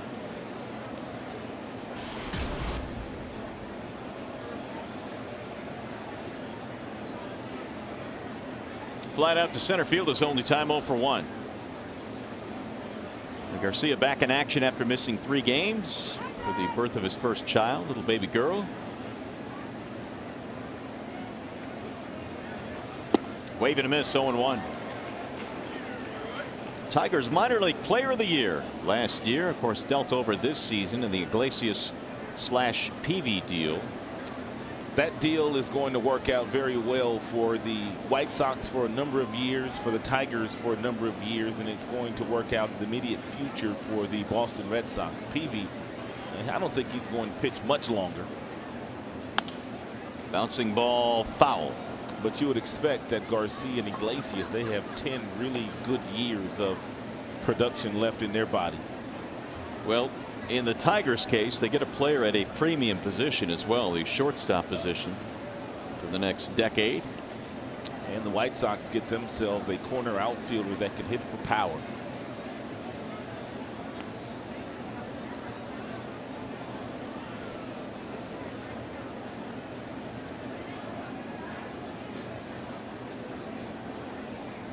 Here's the 0-2. 1 ball, 2 strikes on Garcia. It might not be all bad for Max to change the eye level of Garcia, go upstairs with a mid-90s fastball. Everything that he's thrown him in this pitch sequence has been at the bottom of the zone, and it's been soft stuff. And here they go with the fastball up, changing the eye level. Let's see if it works. Fouled away.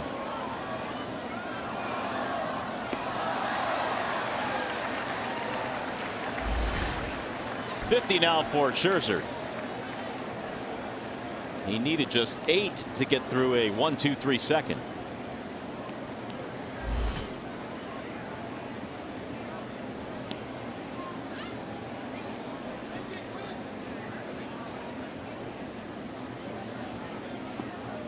Low again as Avila goes down to stop it. 2 balls, 2 strikes. How about that score update now from Cleveland, where the Indians have taken a lead on the Astros 2-1 as they play in the bottom of the 5th inning. They played a really close game last night. I believe the Tribe needed 11 innings to beat the Houston Astros last night. They did. So Houston did show up.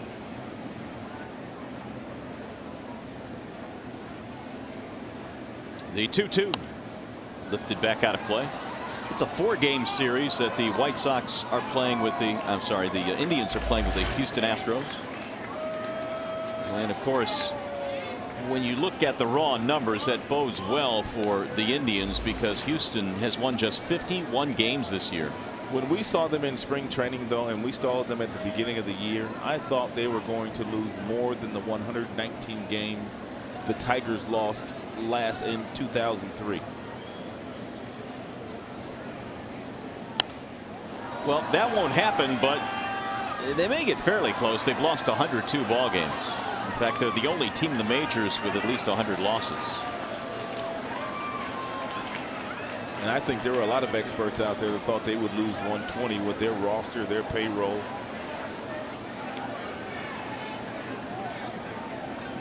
Two balls, 2 strikes on Garcia. Breaking ball hammered in the air deep into left field down the line, and that ball is going to go. It is out of here. A 2-run shot for Avisail Garcia, and the White Sox get a couple back. One too many breaking balls to Garcia, and the last of the breaking balls that Max decided to throw him, he hung it.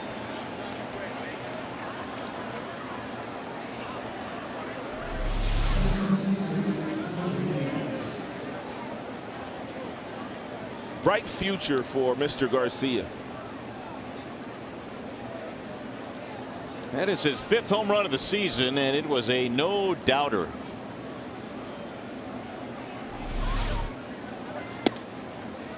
Jordan Danks takes a ball outside. 7-3 ball game now.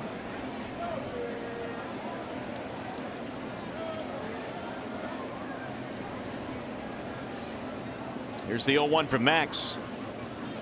Way inside, all the way to the backstop, 2-0.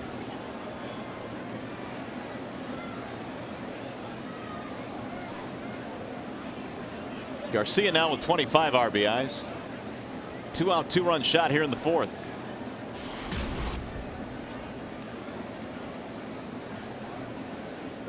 Here's the 2-0 pitch. Checked it. 2-1.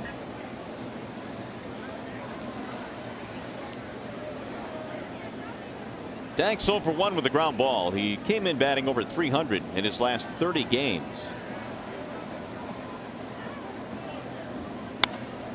Lifted foul down the left field line. 2 balls, 2 strikes.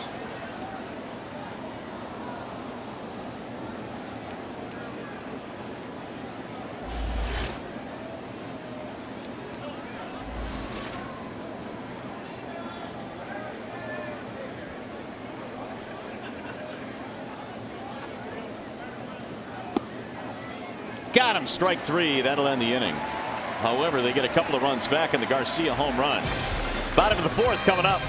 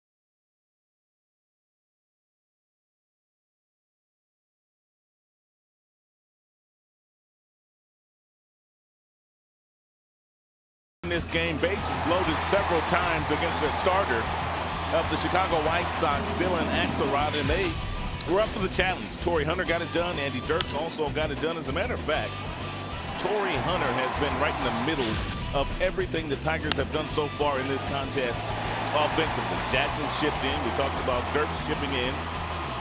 Well played offensive game so far through the first 3 innings for the good guys. Well, as the rain continues to fall here, the ground screw coming out and spreading more diamond dry on the field. Try and keep it playable. 7-3 is our score now as we go to the bottom of the 4th. Raining a little bit harder now than it has at any point through the first 3 innings. Andy Dirks will start things off in the bottom of the 4th. It'll be Dirks, Infante, and then Avila. Troncoso is back out there. He took over for Axelrod back in the 3rd frame. Andy has had 2 hits and 2 RBIs. Way outside 1-0. Plenty on the line tonight for the Tigers, trying to chop that magic number down by 1 and give Max Scherzer his 20th win.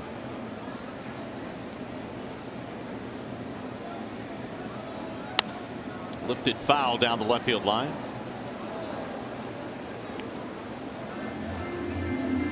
Tigers up on Cleveland by 6 in the Central. Magic number stands at 4. Tigers win here tonight. It's down to 3. And of course, any Cleveland loss would also take a number off of that magic number. Here's the 1-1. High fly ball. Shallow right field. Garcia and Danks, and it's Danks. Andy retired for the first time tonight.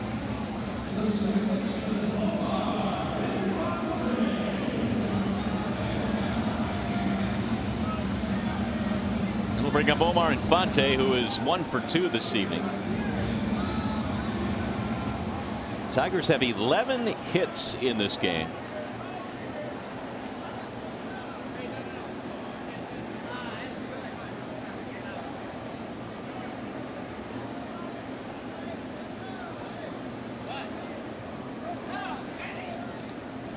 Bounce to the backstop. 1-0.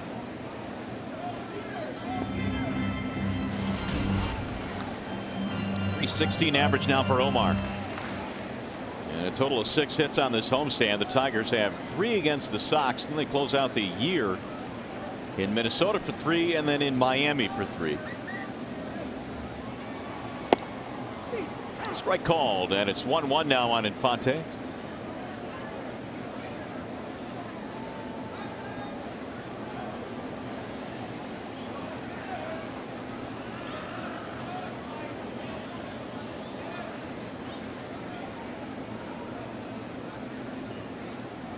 Wave and a miss. 1-2.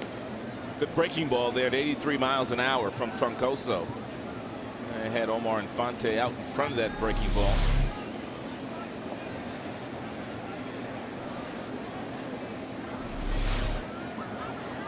Chicago bullpen this year with an ERA of 3.91. That is the 11th in the American League. Swing and a miss, and down goes Infante. 2 outs. The White Sox bullpen has also taken 34 losses. Here's the AT&T trivia question. You had time to think about it. What 5 active players have 400 homers, 400 doubles in their career? We gave you Paulie, as they call him in Chicago. You got Giambi, David Ortiz, Pujols, and A-Rod. How many of those did you get? I ended up getting all 4 of them. Good work. 2 outs now. Here's Avila.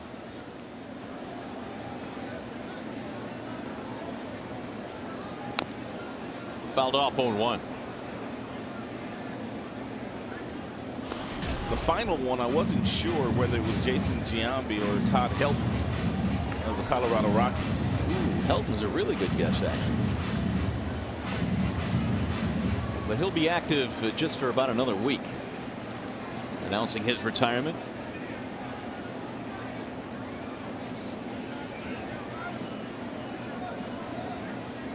Now the 0-1. Alex looking at a strike. 0-2. In case you're wondering, Todd Helton has 368 home runs.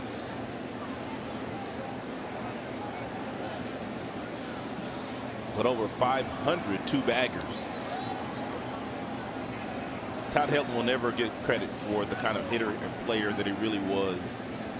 And because he played in that very light air out in Colorado. They had some good players go through there. Larry Walker, Dante Bichette. A lot of guys had good careers there, but they will never be given the credit for it. Lake Street Bombers. Yes, they were. Andres Galarraga. 2-2. Big Cat, he won a batting title out in Colorado.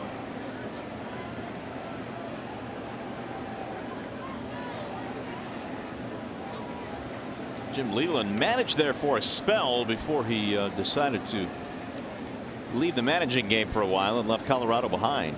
And as Jim pointed out, I just didn't like managing 12 to 11 games, which he saw a lot of. As Avila strikes out. 1-2-3 inning for Troncoso. 4 in the books. Let's go to the 5th at a soggy Comerica. 7-3 Detroit.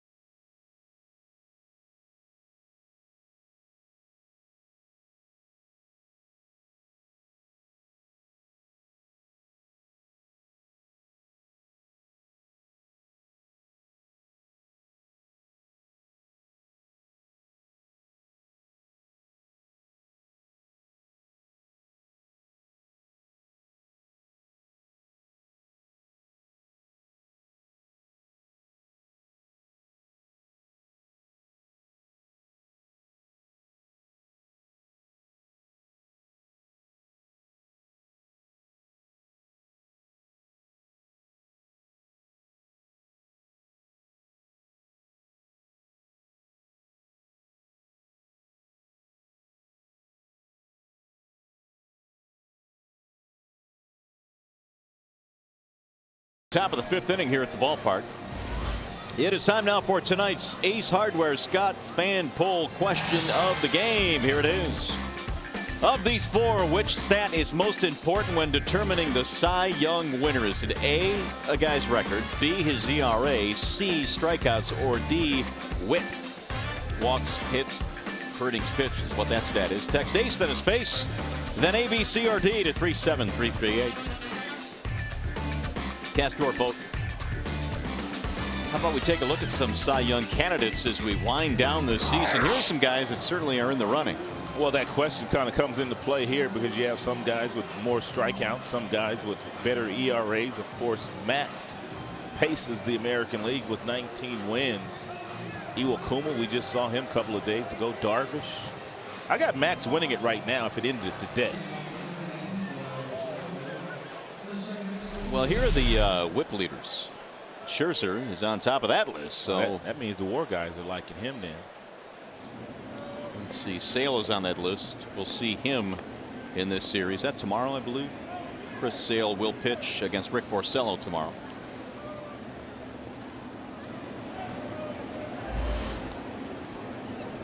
Scherzer back to the hill, and he will face Beckham, Fegley, and De Aza. Breaking ball is in for a strike. 0-1.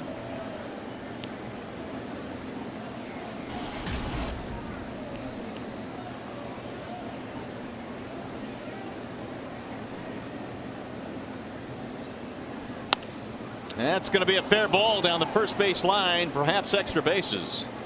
Beckham is on his way to second. He'll pull in with a stand-up double. So the White Sox, despite falling behind big early 7-1, starting to fight back a little bit. 19 doubles now for Beckham. Beckham, totally different hitter these days. He was encouraged by his manager, Robin Ventura, to stop trying to hit for power and to take some base hits the other way. Therefore, he's really down in his crouch. And he's 2 for 2 today. One up the middle and one to right field.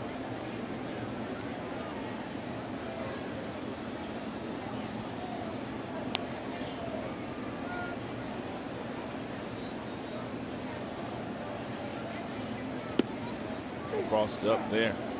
Still got a strike. Got lucky. Avila was looking for an off-speed pitch, and he was still able to catch the fastball at 93 miles an hour.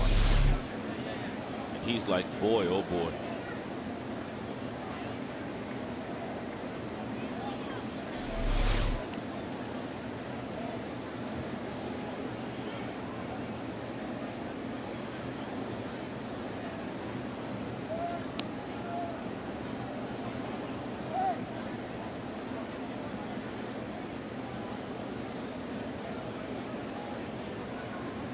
Scherzer now has given up 5 hits in this game. Gave up a run in the first, 2 in the 4th inning after the Tigers built a 7-1 lead.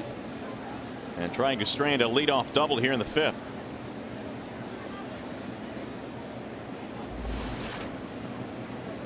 Fegley is 0 for 1. And when you look at his season numbers with men in scoring position, pretty good. 295.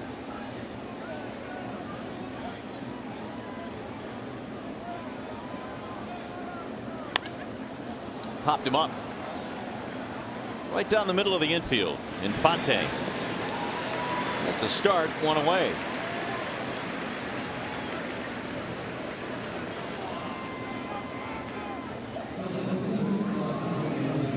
He's going to bring up De Aza.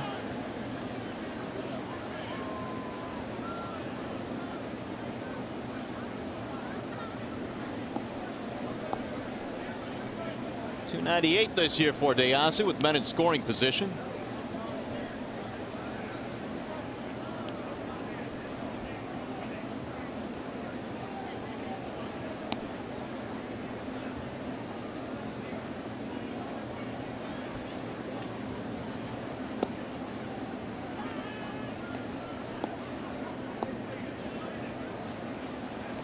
White Sox last year won a total of 85 games under Robin Ventura. Right now they stand at 60-92, so they have taken quite a step back from the team that was in the race pretty much down to the final week last year.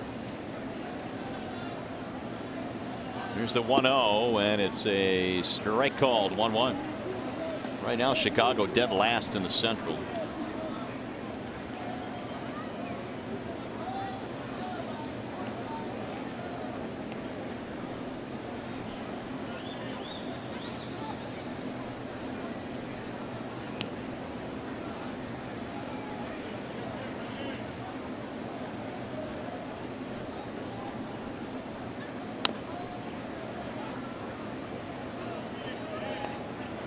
1-2 the count. De Asa. They really haven't had a good offensive season. Also fielding percentage at the bottom. They are dead last.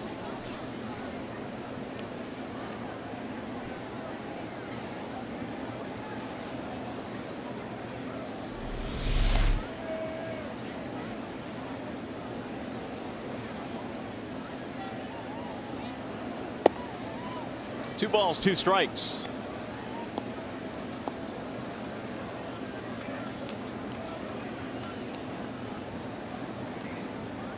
Leadoff two-base hit by Beckham. He is still at second base with 1 out.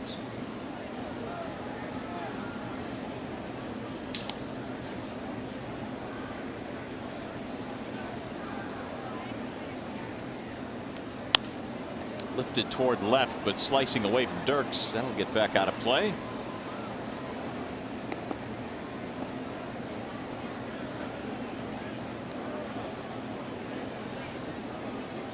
Max this year 10-1 against the Central. His ERA is sub-3, 2.91. And gave up an early run, but then a 2-run homer to Avisail Garcia in the 4th inning to make it 7-3.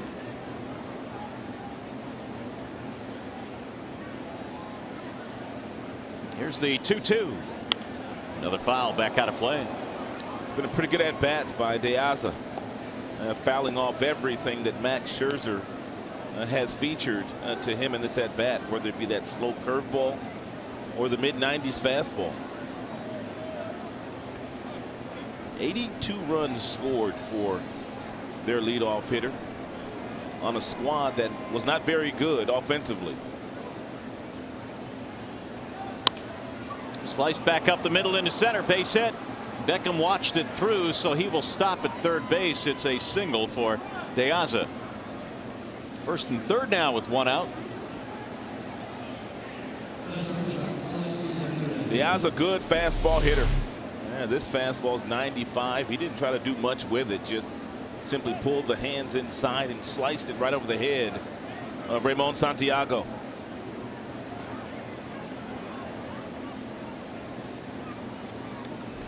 And so now 6 hits on the board for Chicago. And Scherzer's pitch count is up to 70 now. Here is Alexi Ramirez. Yeah, Max sure could use a ground ball here. Alexi Ramirez has grounded into 17 double plays this year. He's got speed, but he takes a big swing and he doesn't get out of the batter's box very fast.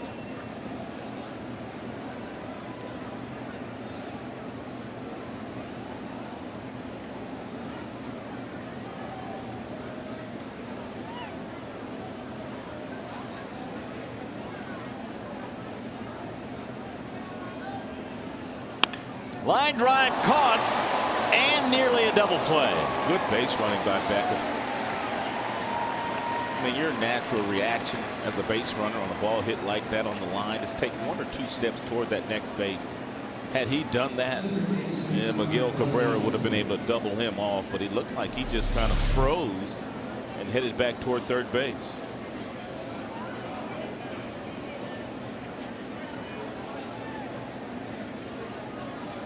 Meanwhile, Ramirez saying, I can't hit a ball harder than that. He was still in the batter's box. Hang with him. 2 down now, 7-3 the score remains. Here is Connor Gillespie. Sack fly and a pop-up.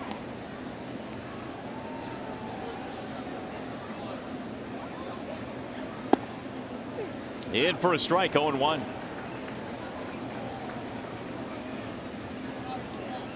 Scherzer has done something this year he had not done previously in his career, and that's pitch over 200 innings in a season. 195 was his high. He had done that a couple of times, but he has surpassed that this year. It's been a special year for Max.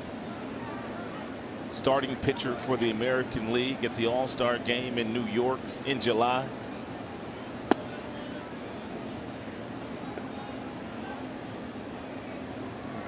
Well, a chance to win 20 here in this ball game tonight. And looking again like he's going to get some starts in the postseason in the 3rd consecutive year. 7 times he's gone 10 or more strikeouts this season.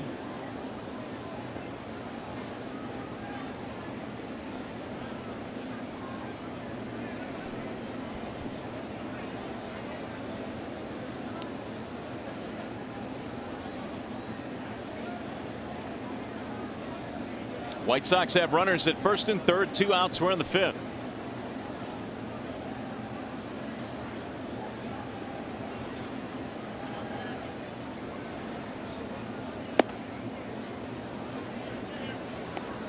Two and one now the count on Gillespie, who is elevated to the 3 spot in the lineup in this game. Gillespie, for the most part, had hit much lower, 6th and 7th in previous games against Detroit. Total of 96 hits this year, 3rd most among rookies.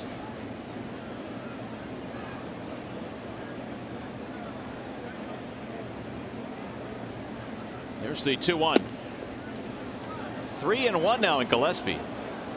Last couple of innings, Max has had to work rather hard.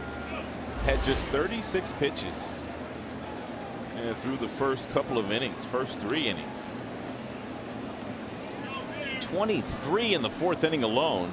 It was the inning in which Garcia hit a 2-run shot.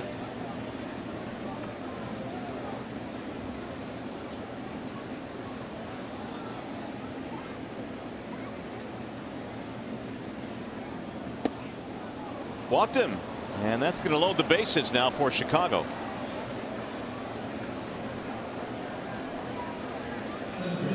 Max just issued his first walk, which means Jeff Jones will come out of the dugout.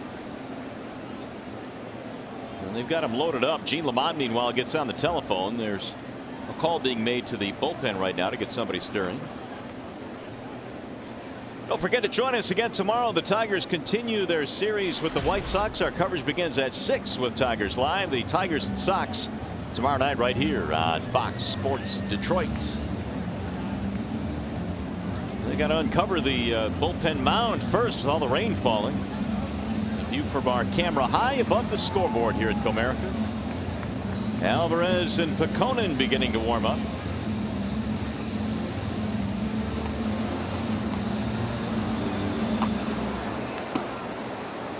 Max will not need some help here in the 5th inning. They've got him loaded up with 2 outs, and they've got Konerko coming up. Tying runs stepping in right now against Scherzer. And be careful here if you're Max and you decide to throw Konerko a first pitch fastball. Even though he is in the twilight of a brilliant major league career, hands are still fast. Still a really good fastball hitter. Wave and a miss.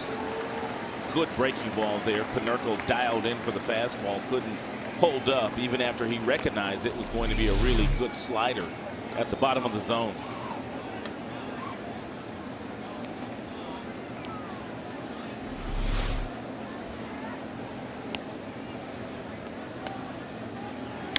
Bouncing ball slowly towards second base. Infante will gobble it up, and the threat is over. They leave him loaded. We'll go to the bottom of the 5th. Tigers baseball tonight presented by Bell Tire.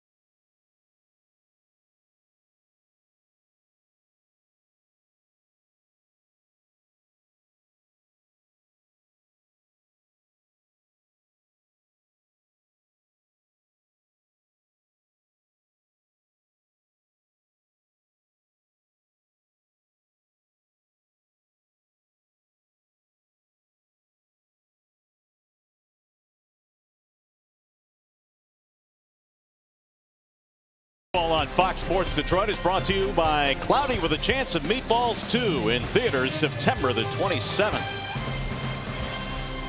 More than cloudy here, it's raining at the ballpark. It has been really since the beginning of the ball game.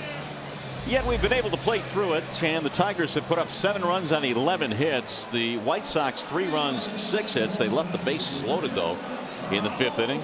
Wise decision by the Tigers to start this game. Of course, they had to get the approval of Major League Baseball when you start games in the rain, knowing that the rain was only going to get worse later on in the evening. Here is Santiago. Ramon starts it off here in the 5th inning facing Troncoso, who was on in relief of the starter Axelrod back in the 3rd.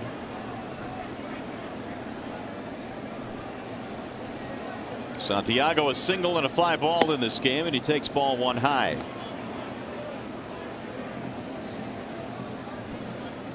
Jackson will follow then Torrey Hunter.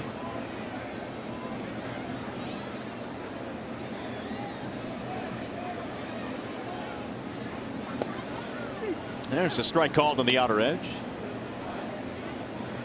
Talked about how good Santiago has been, or how much better he has been in the 2nd half. There is graphical proof. 281 since the All-Star break.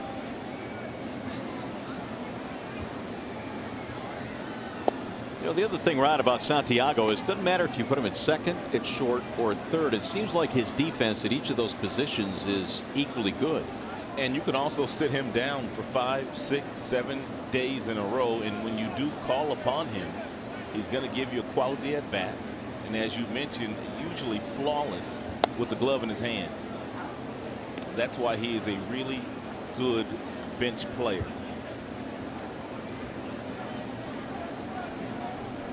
Two and two on Ramon.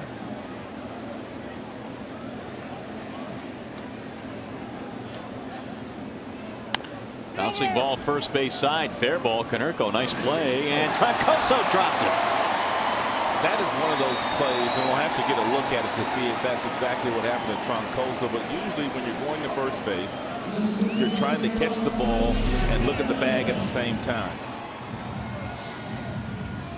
Troncoso seems like he's going to get there, but at the last possible second, he looks down to see whether he's going to touch the bag or not, and he's trying to avoid collision with Ramon Santiago, and he just doesn't catch it cleanly. He should be given an error on that play.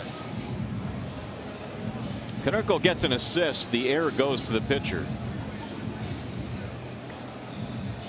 Perfect throw. Leadoff man is on now as the Tigers send up Austin Jackson. Single double. 2 runs scored for Jackson. And down the middle it comes, 0-1. That is the first error of the ball game for either side in this contest.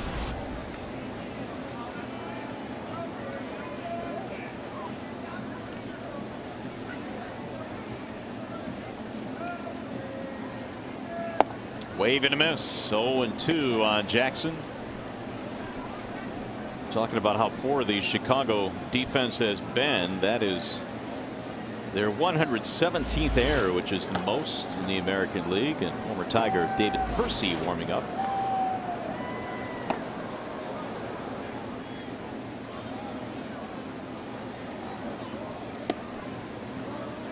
One and two.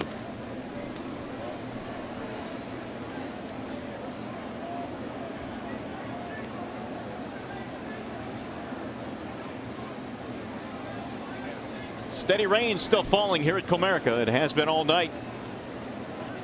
Tigers got 2 in the first, 1 in the second, 4 in the third. Ball high, 2-2.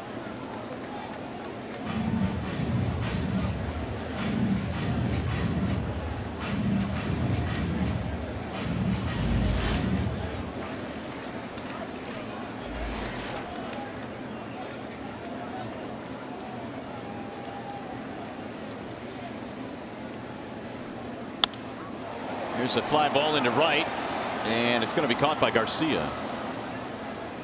So Jackson retired.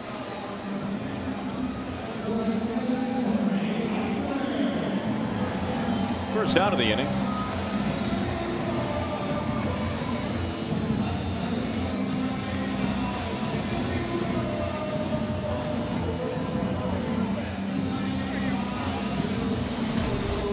Here's Torrey now. He's had a couple of hits.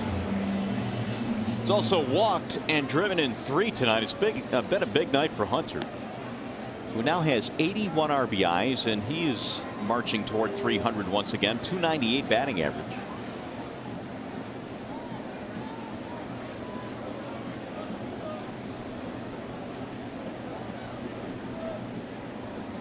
Torrey over his career has seen the White Sox quite a bit, playing a lot in the American League Central, and as a result has hit 31 career home runs against Sox pitching over the years. A lot of that damage done as a Minnesota Twin.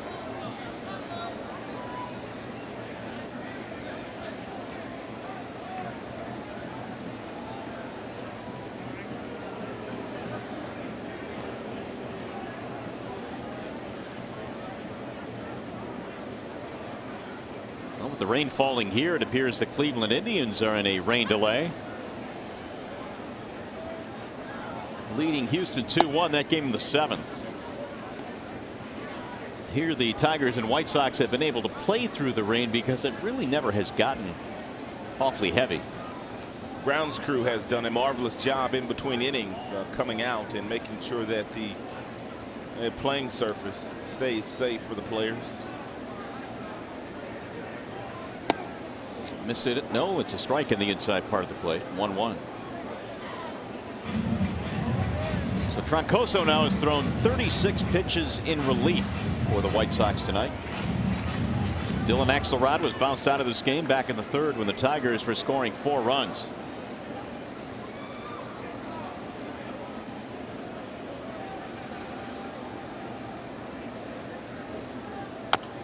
Little chopper foul. I find it interesting, Rod, that even some of the better hitters in this game, like Miguel Cabrera, like Torrey Hunter, the last thing they do when they step into the box is take that big, deep breath. I would notice that a couple of at-bats ago, a couple of swings ago when Torrey did that, and it just calms them down. Allows them not to get overexcited. Experienced players that really know how to slow the game down in pressured situations.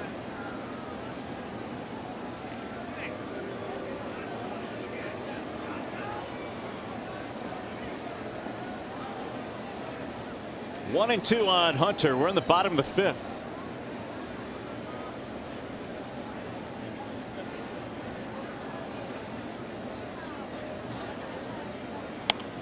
There's another base hit the other way. Hunter is on again, and Torrey tonight has 3 hits. First and second, 1 out. Torrey knew that Troncoso, because he came inside aggressively a couple of pitches ago, was ultimately going to try to finish him off away, and Torrey just stayed patient and finally got something that was outside. And we already put up a straight chart earlier this year. A good amount of Torrey's hits this season, right up the middle and right into right field. And there's the updated numbers.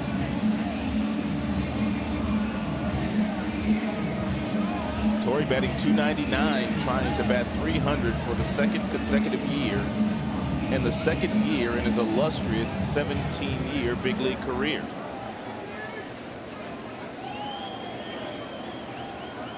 So now the table is set for Miguel Cabrera, only 1 out. And Cabrera singled in a run back in the 3rd. He is 1 for 3.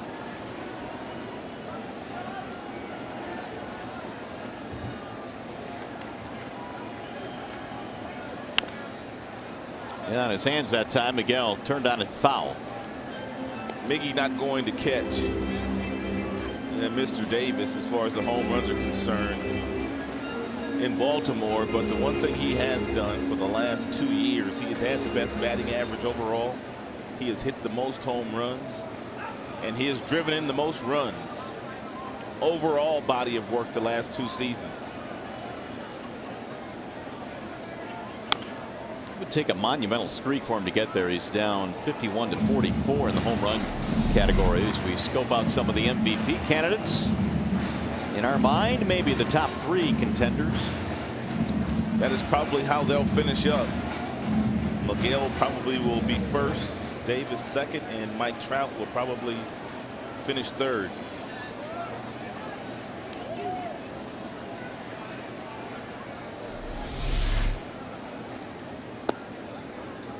One ball, 2 strikes. It's kind of unfair to put Trout on that list with his home run and RBI numbers, but if you look at his stolen bases, the amounts of runs that he scores, his on base percentage, Mike Trout is having another tremendous year for the Angels. His team is just not in contention. Especially when you factor in his age and experience level. There has never been a player come to the big leagues in his first 2 years do the kinds of things that Mike Trout has done. 2-2 on Cabrera. We're talking earlier about the 400 doubles, 400 homers club. Well, Cabrera's knocking on the door of that club as well. He's had over 400 doubles, 365 home runs. He'll be in that 500 class when he decides to shut it down, and he's getting ready to head to Cooperstown.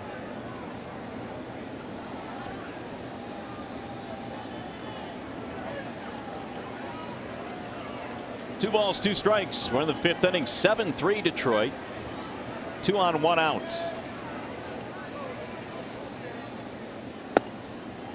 Troncoso missing outside. 3-2. Who you got winning the MVP right now? Mickey. I got Mickey 1. I'd have to figure out who I want 2 and 3, but I may lean Trout 2 and Davis 3. It's kind of hard to vote for anybody other than Miguel Cabrera when his peers regularly say he's the best player in the game, best hitter in the world, best player on the planet. A bouncer up the middle, tough play. And Beckham will throw him out. Tigers have the runners on the move, so they'll be at 2nd and 3rd now with 2 outs. Yeah, I agree with that. I mean, typically when you talk to the people that are on the field and in the dugouts, that's what they say about Cabrera, so that carries a tremendous amount of weight. Robin Ventura making that slow saunter out to the mound, which means Troncoso's night is about to come to an end. And he will give up the baseball. Got a pitching change courtesy of Wallside Windows here in the 5th. We shall return.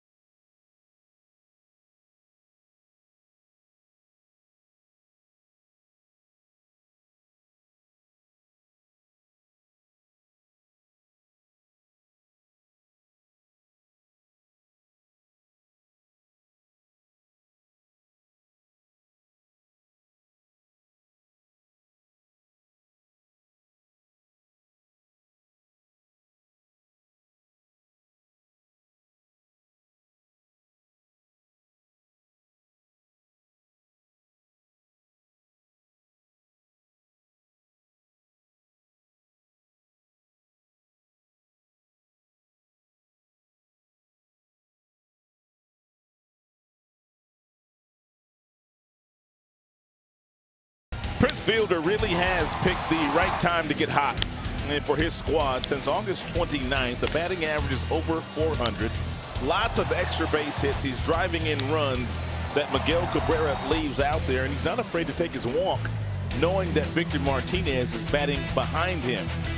And a lot of his hits lately have simply gone to left field against the left-handers that have been brought in to face him.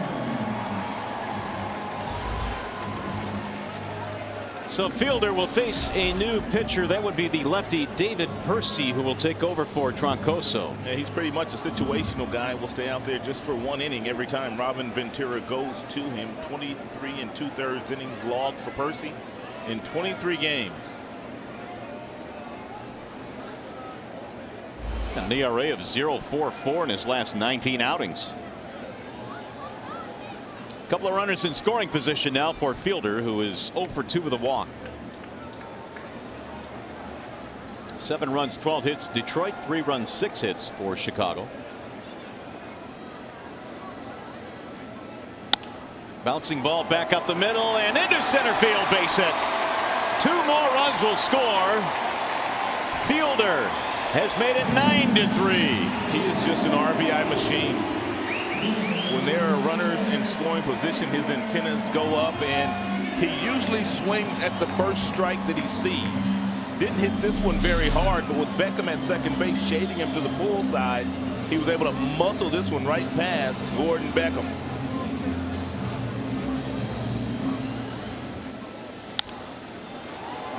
.105 RBIs on the season now for Fielder.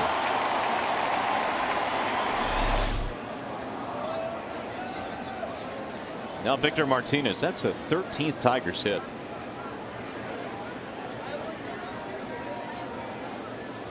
They wanted to make win number 20 an easy one for Max tonight. Driven in the air, deep into left field. Way back and gone. 2-run shot, Martinez, and the Tigers are pouring it on. This crowd finally has something to cheer about.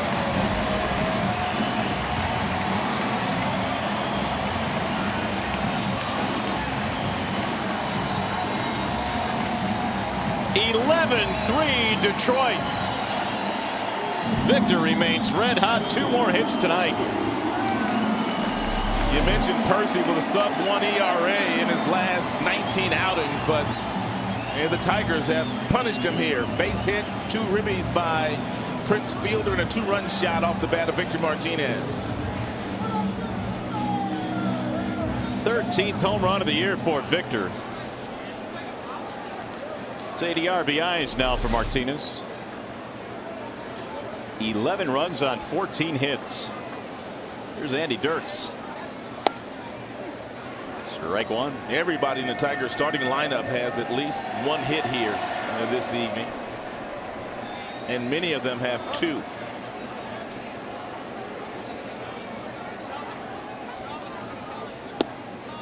Tigers have had 16 at bats with men in scoring position tonight. They are 7 for 16. In the air by Troncoso on the appeared to be routine play, which led off the inning, has been very troublesome for them. Slice to center, base hit, and a good night for Andy Dirks. That's his 3rd hit. We have seen the Tigers do this quite often during the course of the regular season with the best offense from a batting average standpoint in the American League. They don't give their at-bats away. When they start rolling, they just keep rolling.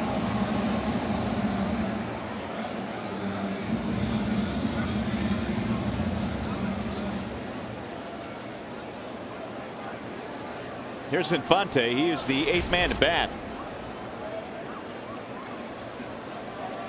15 Tigers hits. 11 runs on 15. In the air, right field. Garcia's on the run, and he's not going to get it. That's going to go all the way to the wall. Dirks will score. Infante is headed to 3rd. He is in with a triple, and the Tigers are making it rain right now. 12-3.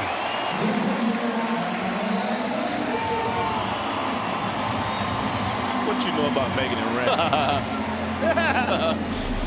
Let it rain. Where is Avisail Garcia playing here? I mean, Infante is not a power hitter by trade, but Garcia was playing very, very shallow, and he had no shot at catching this baseball when it went up.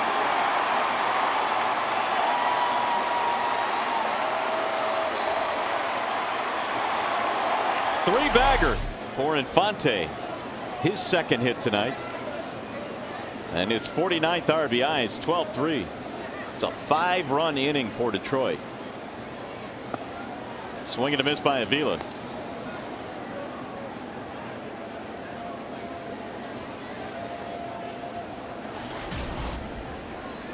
Alex in the ball game has an RBI single and 3 at bats. Percy has not been the answer. Single homer, single triple.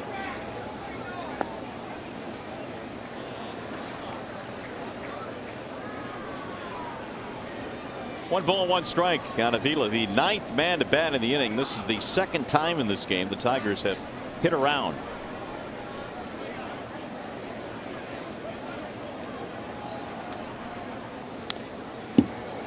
One and two.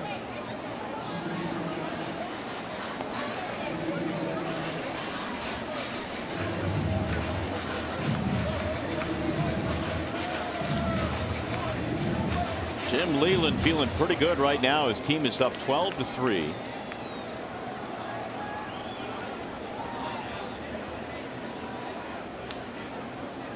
Cleveland and Houston 2-1 in the 7th. Cleveland being held up by rain. 2 balls, 2 strikes.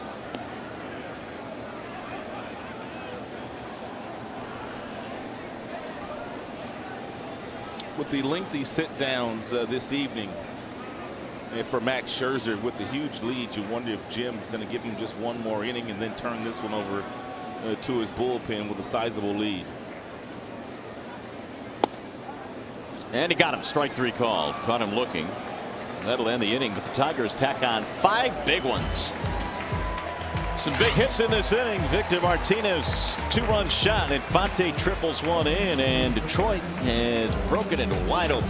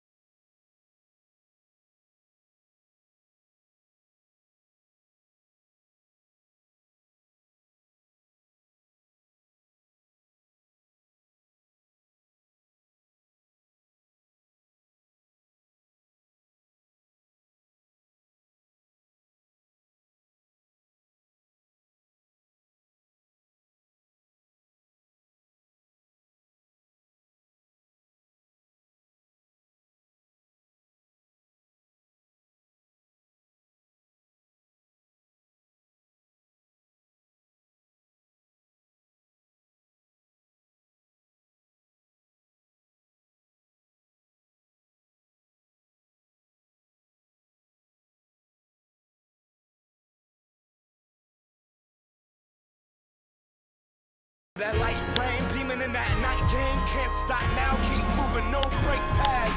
Came here to prove a point, live my life on the field, make history in between the base paths.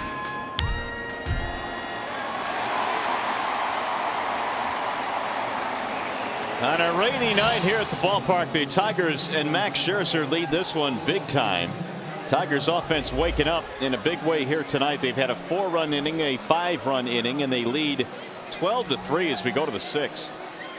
16 hits supporting Max Scherzer tonight. It's gone 5 innings, 6 hits, 3 runs earned, and 2 strikeouts.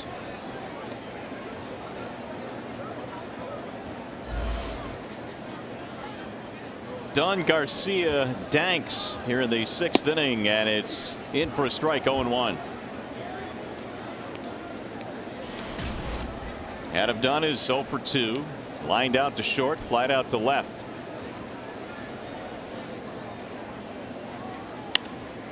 Fly ball toward left, but slicing out of play.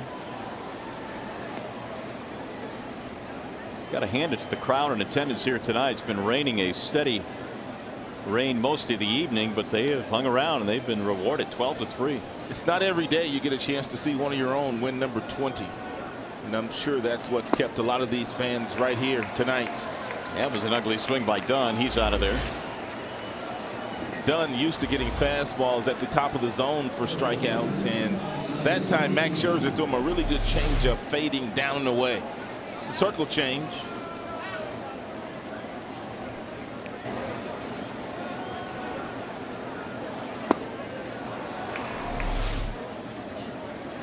Here's Garcia. He homered. 2-run shot back in the 4th.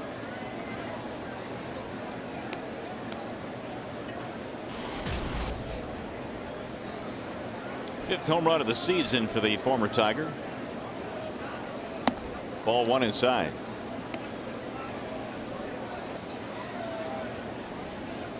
Garcia now with 25 RBIs.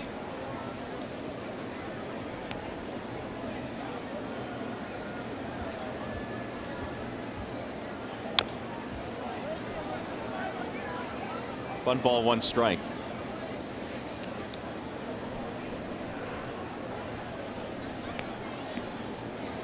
Danks will be next.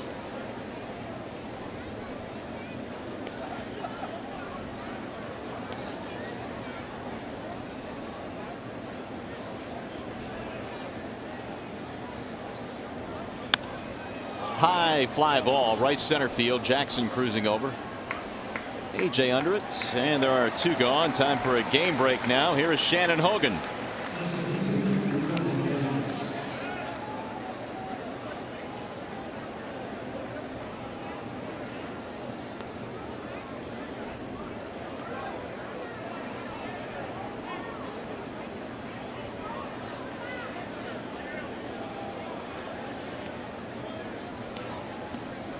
Well, it has been falling, Shannon, all night, but they've been able to play through it. It just hadn't been heavy enough to stop this game. We are fortunate for that.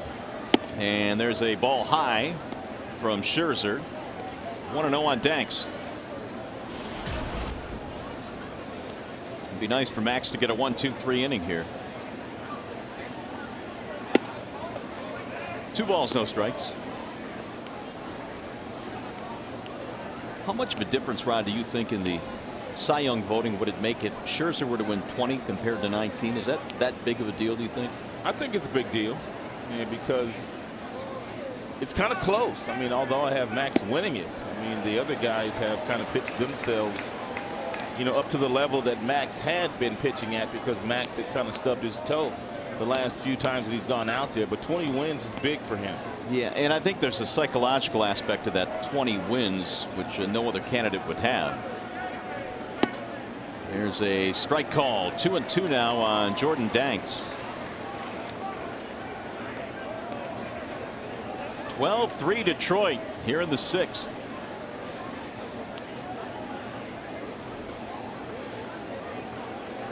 Here's the 2-2. Got a piece of it. Well, the Tigers were able to pounce on Dylan Axelrod tonight. Tomorrow night they're going to face Chris Sale. Rick Porcello will be on the hill for that one. Then Sanchez Johnson on Sunday. It's always a tough assignment when you go up against Sale, but Rick Porcello has been tremendous in the last 2 months. Ball is hit hard to center. Jackson cruising back. And it's a 1-2-3 inning for Max Scherzer. Bottom of the 6th coming up in the rain. Tigers lead 12-3.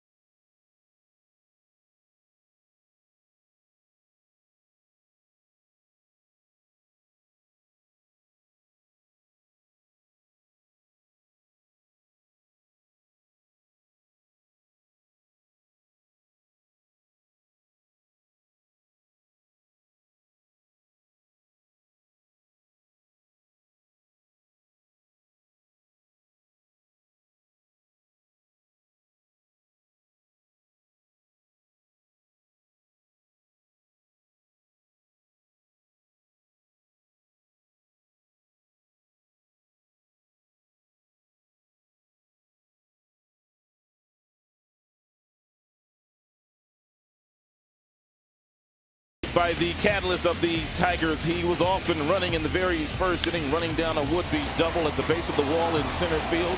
A hustling double his first time up. He came home on the Andy Dirk single, and then he was on first base. He was running. Torrey Hunter hit a double. Jackson, he rounded second. He came around third. He scored. Torrey Hunter ended up with a double. You just wonder if this is the year that Jackson's going to get some serious consideration for possibly winning his first Gold Glove. He's only made 2 errors out there this year, and he makes every play. Well, we're biased. We see him every day. We certainly think he deserves it. As we go to the bottom of the 6th, it'll be Santiago leading it off, facing David Percy. Ajax scored his 96th and 97th run also earlier in this game in innings 1 and 2. So he is 3 shy from that century mark again. And he's missed a total month of the year. Santiago has scored twice in this game, reaching on an error in the last inning, which turned out to be huge because it opened up the doors for the Tigers to score 5 times. 2-0 on Ramon, then Jackson, then Hunter.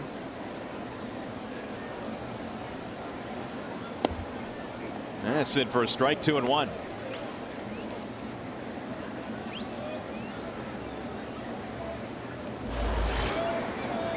Al Albuquerque warming up in the soggy Detroit bullpen.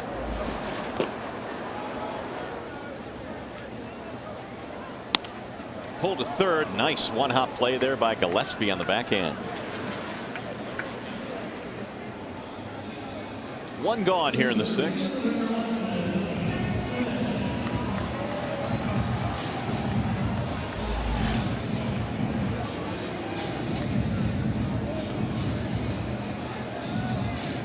Plenty to be excited about in the Tigers box score tonight. I mean, up and down, nothing but crooked numbers.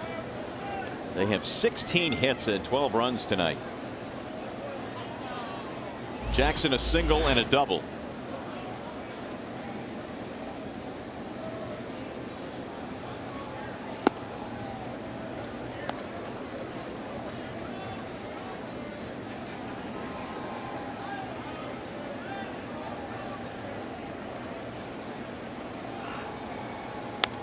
Foul straight back.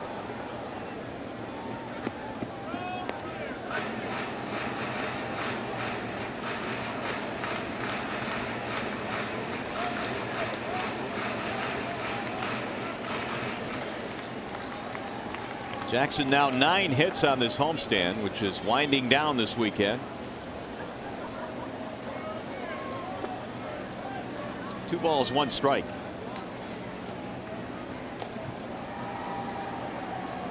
David Percy, a native of St. Charles, Illinois. He pitched with the Tigers briefly back in 2011. He appeared in 19 games.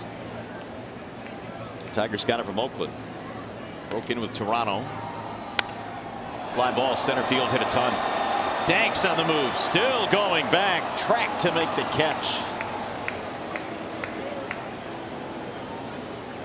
2 outs. Fans, every game counts, and deposits are now being taken for postseason luxury suite packages. All packages include a credit to be used toward a 2014 suite package. Call 313-471-2222 for more information.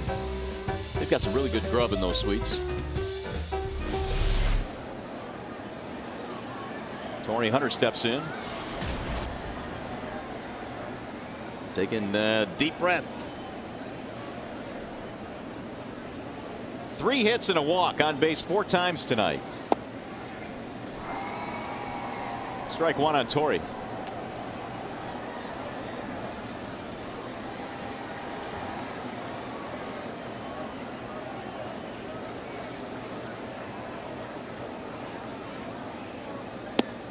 Swung right through that one. And he wasn't cheated on that swing.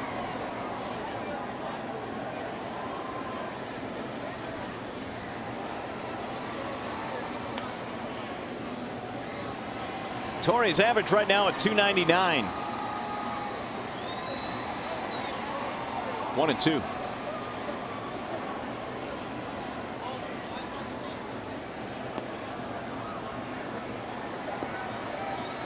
53 multi-hit games this year for Torrey Hunter, which has him in the top 5 in the American League.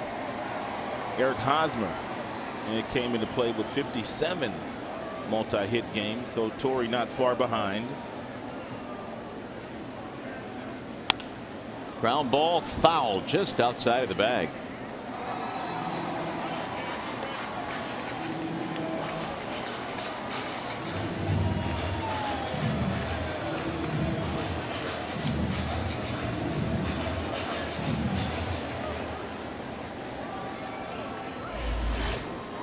Torrey has had 3 4-hit games this year.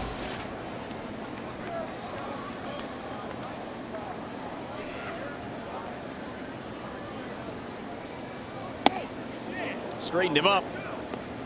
2 balls, 2 strikes. 2 out, nobody on. We're in the 6th. And it's 12-3 Detroit. As Max Scherzer moves closer and closer to his 20th win of 2013. That'll go foul.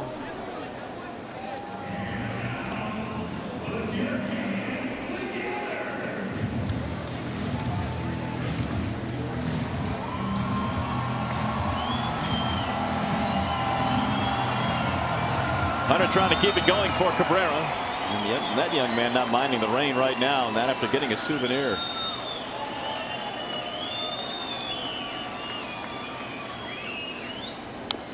Fouled off.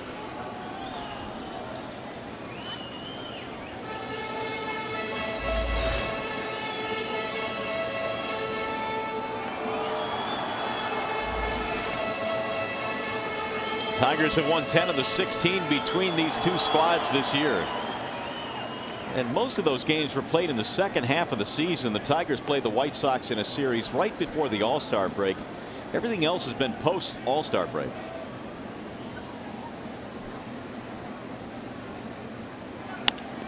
There's a soft floater to center and a 4-hit game for Torrey Hunter. Let's take a look at Torrey Hunter's overall night tonight. He walked his first time up and he was able to score on an Andy Dirks base hit, but then he got it going from an offensive standpoint in the 2nd inning. He doubled, then he came back up in the 3rd inning. He singled, drove in 2, then he came up in the 5th, also singled, and he singled once again here in the 6th. What a night it has been for the all-star right fielder Torrey Hunter.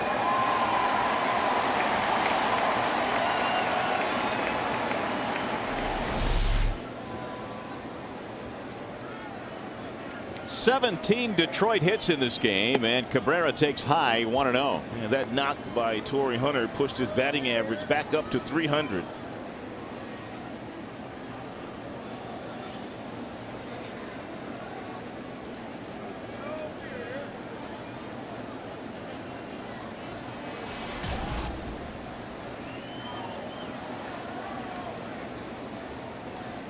Swing and a miss. Good change up there by David Percy at 82 miles an hour.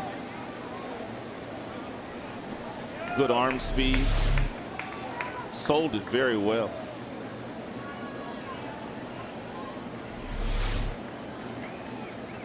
Torrey's last 4-hit game was July 31st. Ball high. If you're wondering about the Tigers' season high for hits in a game, they are still quite a ways away from it. 26 in Kansas City on the 6th this month. They've got 17 hits right now.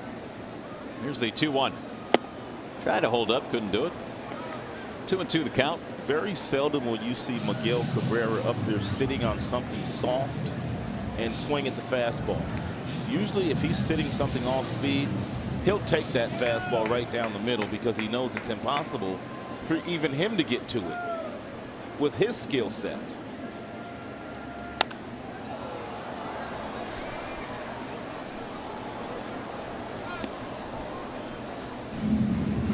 Two balls, 2 strikes.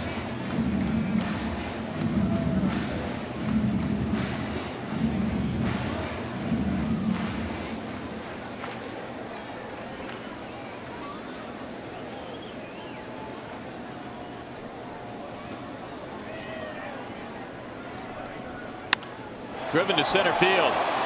Danks on the run, still going, reaching at the warning track.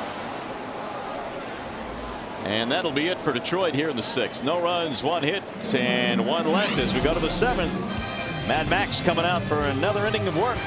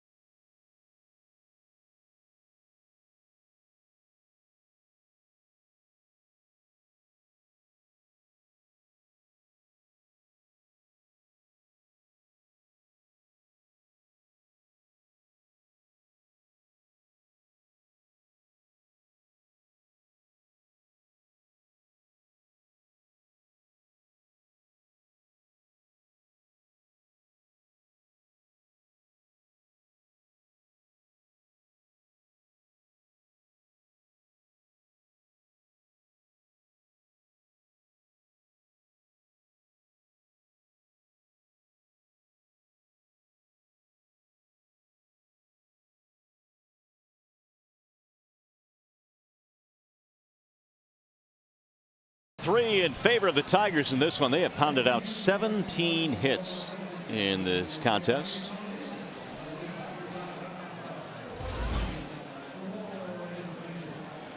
Max's night is done. He only had 3 strikeouts in this game, but he is in line to win his 20th victory. And it looked like Max made a conscious effort today to come out pitching to more contact.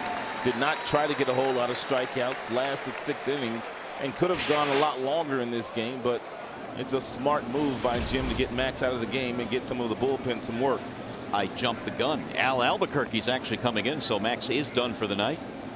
And he is in line to get the win here this evening. Hopefully the Tigers bullpen can make quick work of this White Sox offense the rest of the way.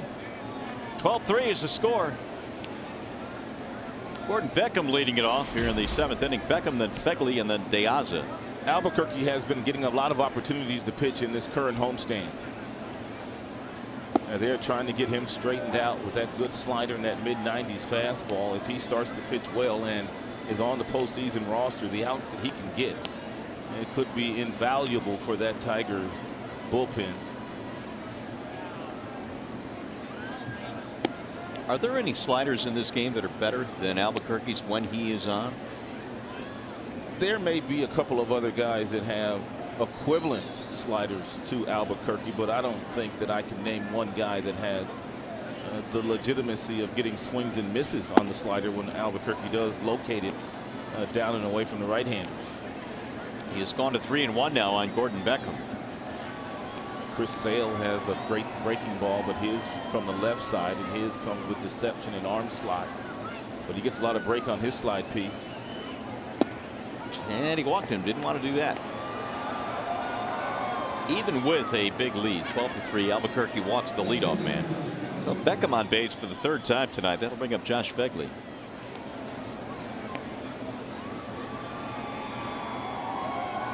Fegley has popped up twice. Former All-American, Big Ten All-American at Indiana.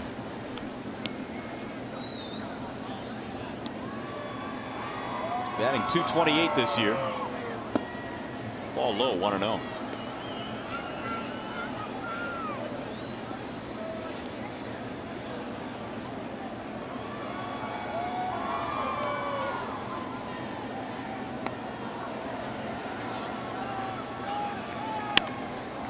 Pulled foul down the left field line. When Albuquerque was at his best, and the Tigers saw him at his best back in 2011 before some injuries, he posted an ERA of 1.87. and struck out 67 batters in 43 innings. Last season, though, because of injuries, pitched in only 8 games. Here's the 1-1. 1-2 the count. But he pitched so well in those 8 games that he found himself on the postseason roster, and Brian Villarreal, who had been with the team all year, was left off the postseason roster. Yeah, he struck out 18 in 13 in a third innings in the 8 appearances down the stretch. Swing and a miss. Fishing that time after that slider. Albuquerque gets his first strikeout. Albuquerque has a couple different sliders. He has the one, little get me over slider, and then he has that one he can put you away with. Going to bring up De Aze here with 1 out.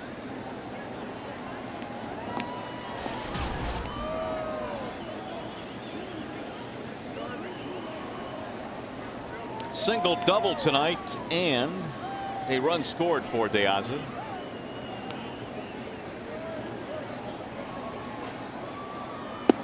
Swing and a miss.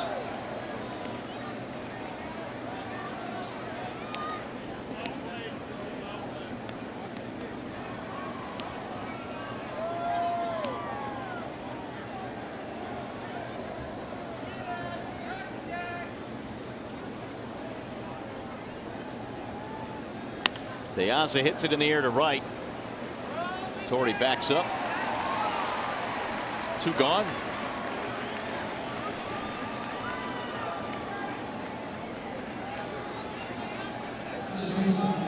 Hey, Crowd Goes Wild is the new weekday talk show with Regis Philbin and a cast of former athletes and journalists where you can always expect the unexpected. Catch Crowd Goes Wild weekdays at 5 on Fox Sports 1. Regis Philbin. Here's Alexi Ramirez. He's a funny man. Yes, he is. Been in show business a long time. Part of the Fox Sports 1 crew now. Alexi is 0 for 3. 1 ball, 1 strike.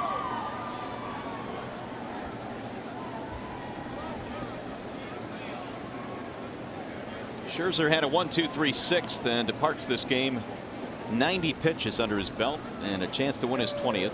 Bullpen trying to put the capper on it. There's the 1-1 pitch. High fly ball toward left field. Coming to foul ground. Dirks will get there and run it down. No runs, a walk. 1 man left. Now time for the 7th inning stretch. It's presented by Health Plus.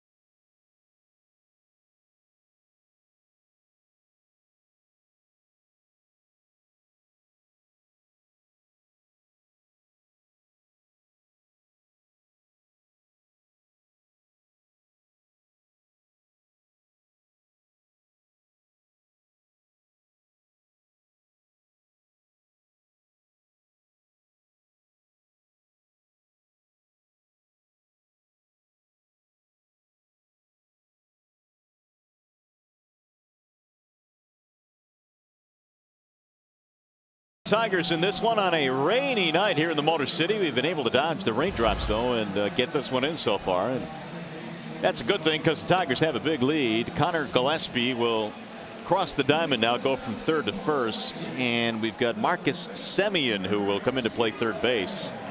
Semien in Konerko's old spot in the lineup.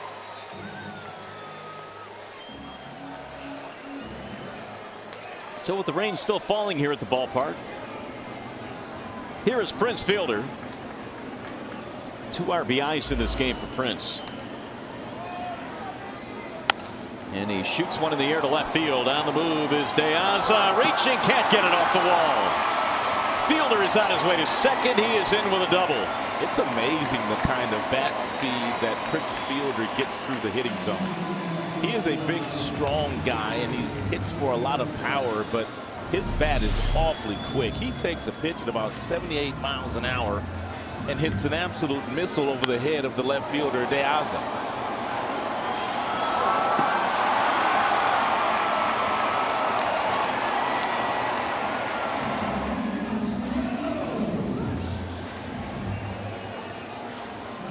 So Percy has seen him twice, and he's gotten 2 hits. We'll get a pinch runner down at second. That's Tuiasa Sopo. And a pinch hitter as well, Castellanos. Anytime you can get Prince off his feet, because he plays every single day down the stretch the last week of the season, you want to give him some time off if you can. Castellanos is batting for Martinez, who had a big game. Ooh, and a big swing there, 0-1. And Castellanos has a really nice inside-out swing, and most of his at-bats, since he's been in the big leagues, he has tried to inside-out everything, and he has flown out quite often to right field and center field.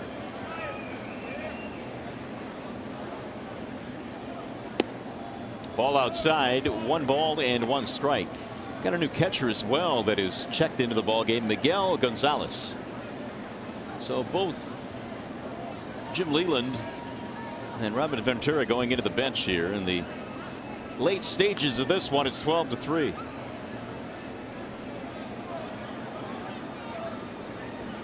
$18 Detroit hits in this contest.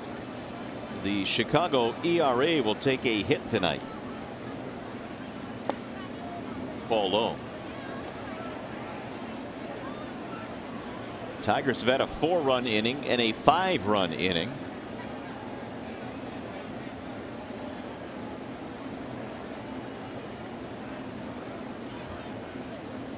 Castellanos is 3 for 12 so far in his major league career. Foul tip that one into the glove. 2 balls, 2 strikes. Now the Tigers' top prospect getting an opportunity here in the month of September. Martinez, the man he replaced, had a homer and a single and 2 RBIs. Dirks has had a big game. He's on deck.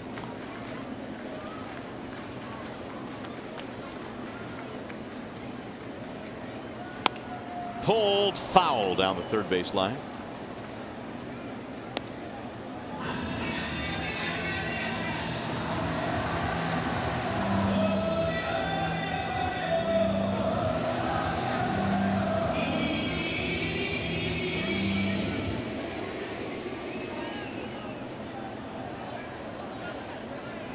Tigers broke it open early with 7 of their 12 runs in the first 3 innings tonight. They led 7-1 in the early goings of this one. There's a drive in the air to right field, shallow though, and Garcia coming in. 1 out.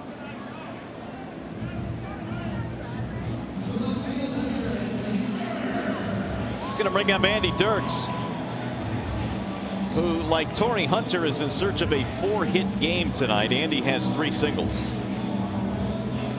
And he has scored twice.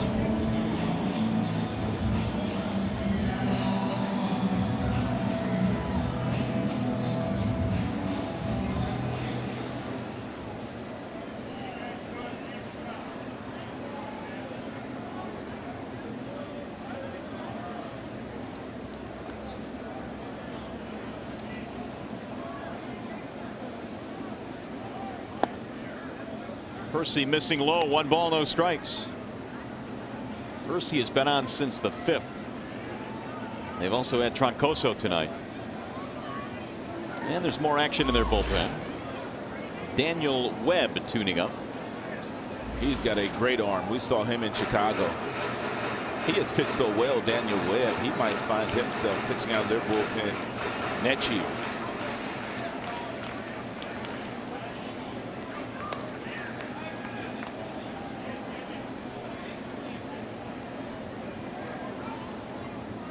Oh, he's hit by the pitch.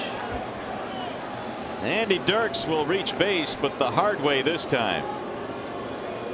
It's the second day in a row a Tiger has been hit. Iglesias yesterday. Dirks seems okay.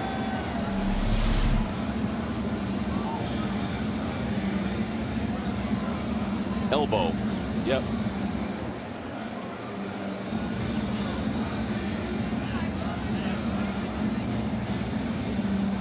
And that's going to be it for Percy. So he will head to the dugout and then eventually the clubhouse. Here comes Webb. We'll be back.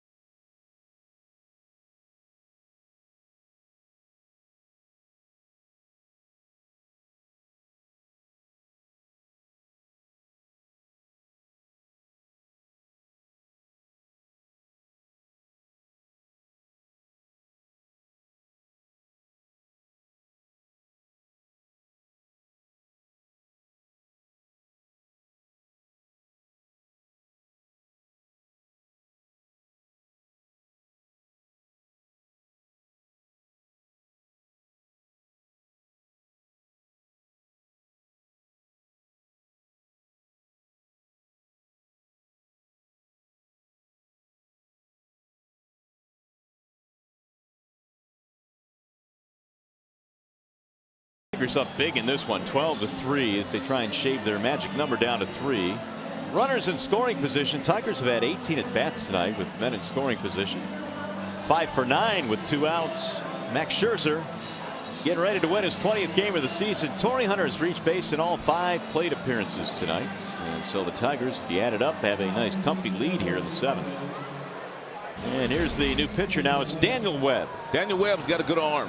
His fastball will go from 96 to 99 miles an hour. Also a heavy dose of sliders about 32% of the time. He does have a changeup, but does not throw the changeup all that often. He was acquired last year from the Blue Jay system for Jason Frazier. So he'll go to work here now with Infante stepping in. 2 men on for the Tigers, 1 out. Got a double and a hit batter in this inning for Detroit. Omar looks at a strike called. Triple and a single tonight for Infante. The average up to 317.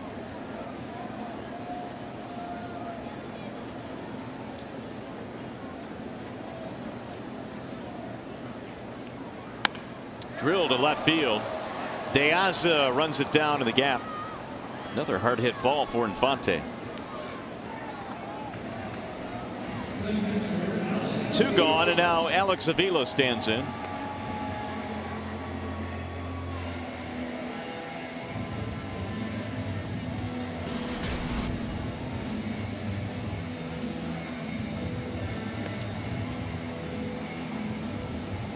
One out of 4 tonight for Avila. RBI single.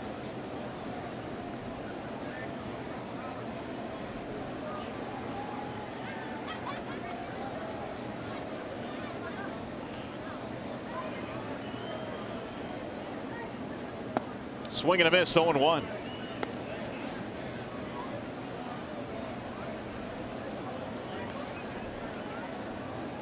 "46 RBIs now for Avila, who singled one in back in the third when the Tigers scored 4 runs and really kind of broke it open early. Tigers trailed only once in this game. That was in the first inning when Sox got a run in the first, but that's the only lead they've had.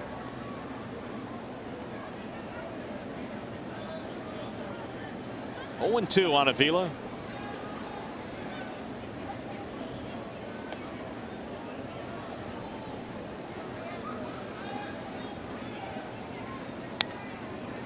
He'll stay alive, fouling it straight back. 96 that time from Webb.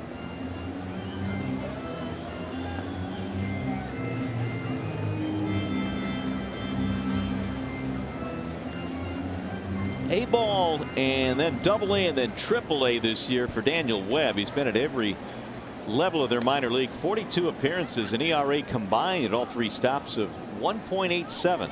When you have a fastball that can get up to 99 miles an hour, you're going to have an opportunity to dominate most of the minor league hitters that you go up against. Which is exactly what he did. 78 strikeouts in 62 innings. He could have a lot of success in the big leagues too with an arm that big, but he can't pitch behind in counts very often. Not up in the big leagues. Guys up here can hit at 99 miles an hour when they know it's coming.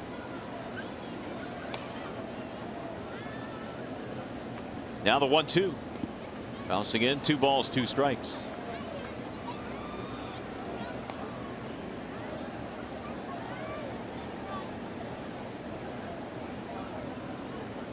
Alvarez just kind of watching the action down in the Detroit bullpen. Webb is a native of Paducah, Kentucky. He still resides in Paducah.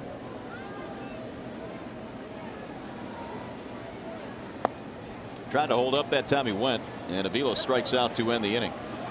No runs, a double to hit batter, 2 left. Let's go to the 8th.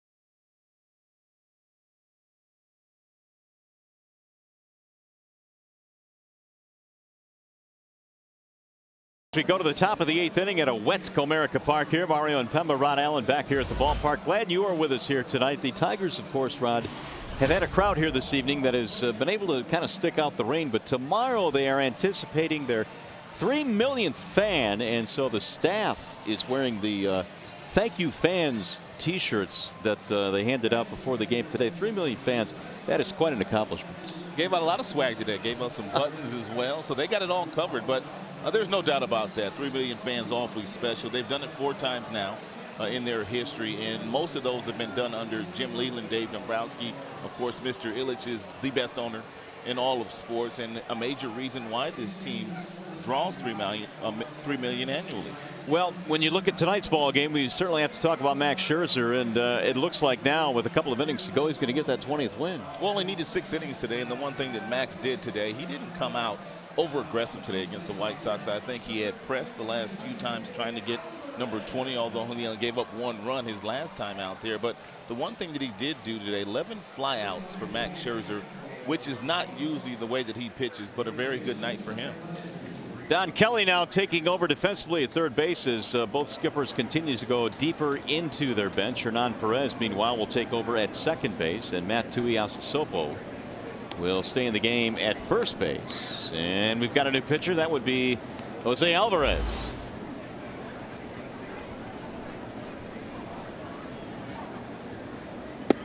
A 12-3 ball game. And Alvarez takes over. 5.29 ERA for Alvarez. 11 games, a 1-4 record, logging 34 innings. He's been the only one other than the main 5 that has gotten a start this year for the Tigers. Tigers have used the fewest starting pitchers in the majors.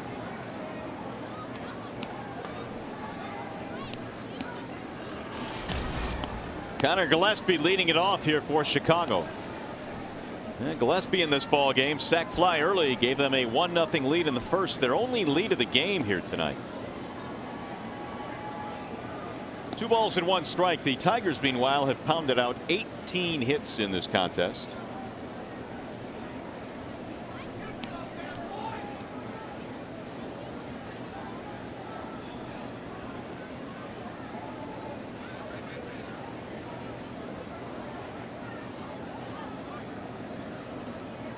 The 2-1 is hammered to left field, slicing away from Dirks. He's got a long run to get there and won't do it. It'll bounce up against the wall in the corner. It's extra bases. Gillespie coming to third. And he is in there sliding with a triple.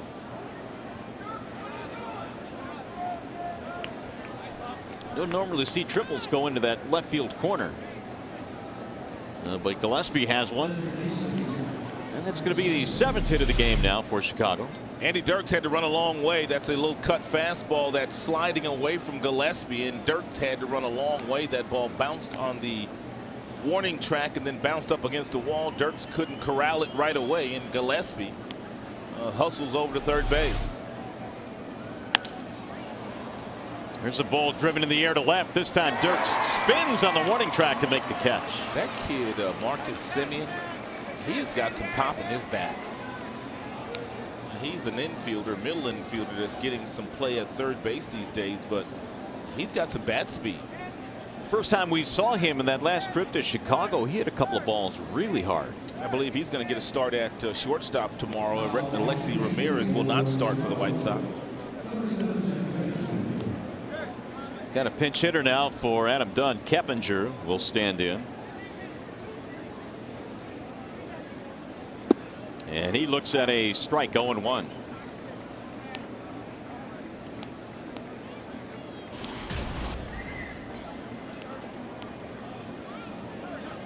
.244 this year for the veteran Jeff Keppinger. He'll drive one down the left field line. Fair ball. Going to go to the corner and take a wide turn. Into second base with a double. Alvarez needs to concentrate on getting the ball down. He has not gotten the ball down to any of the 3 hitters that he has seen in this inning so far. Triple sac fly and a double greeting Alvarez here in the 8th. Well, they're going to peel back the tarp again as Luke Peconin picks up a baseball.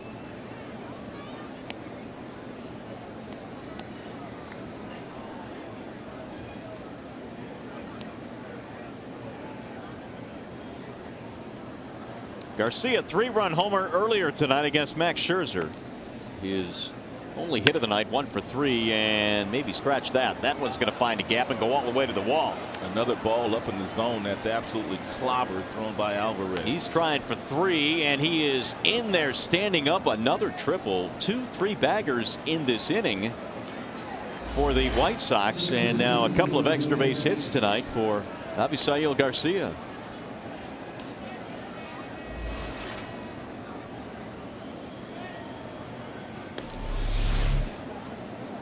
Two-run home run for Garcia, the former Tiger, earlier in the game, and he gets another ball at the top of the zone. It's off speed at 78, and Austin Jackson couldn't help out Alvarez in center field. He couldn't run it down. So 9 hits now for Chicago. They get 2 back. It's 12-5.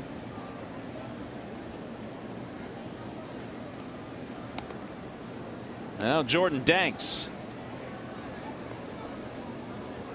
First runs of the game for Chicago since getting 2 in the 4th inning. Swing and a miss by Danks.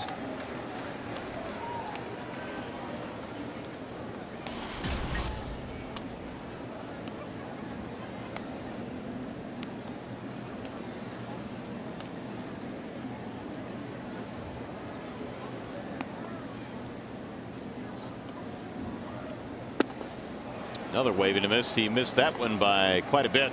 0-2.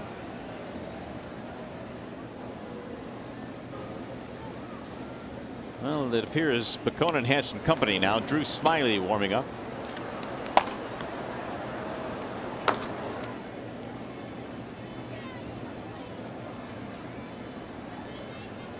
Here's the 0-2. Stayed away again, but this time Danks would not chase. 1-2. Fly ball, strikeout, ground out tonight for Jordan Danks.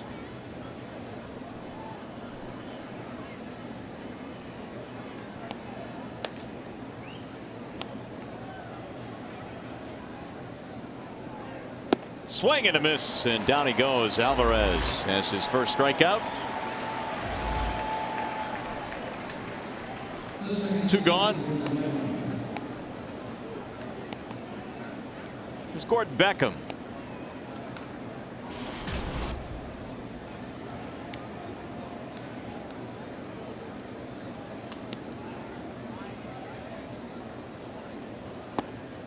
Ball 1 to Beckham. On base 3 times tonight for Chicago. A walk, a single, and a double.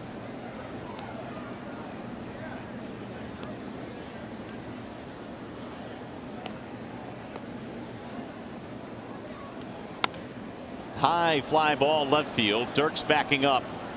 Edge of the warning track, onto the track to retire the side. They get a couple of runs back. We go to the bottom of the 8th.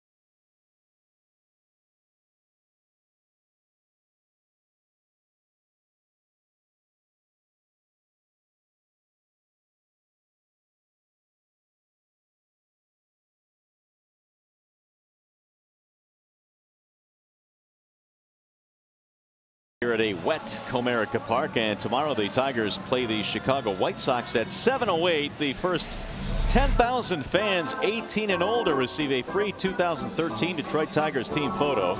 Call 866-66-TIGER or log on to tigers.com. They don't take very long to turn those photos around. They just took that today. There they are. They had to wait for Max Scherzer. Max Scherzer pitching today, and I'm not sure whether he knew that it was a photo or not, but When I got to the clubhouse today, everybody was in their positions, and then Max was in the clubhouse putting his uni on, and he gave him a nice clap when he finally made it to the photo. Also had to wait for the rain to stop enough for him to get everybody out there and snap that shot. Couldn't have a photo without Max Scherzer in it. 20-game winner this year. Here is Ramon Santiago to lead it off. He'll be followed by the top of the order, Jackson. There's a ground ball out to the grass. Beckham throws high and yanked him off the bag. Don't know how they're going to rule that particular play, but Gordon Beckham has made quite a few errors from that second base position. 11 total. If he fields it cleanly and makes a good throw, they get the out. Second error of the ball game for Chicago, E4. And Santiago is the batter on both of those errors tonight. Here's Jackson. Ball one.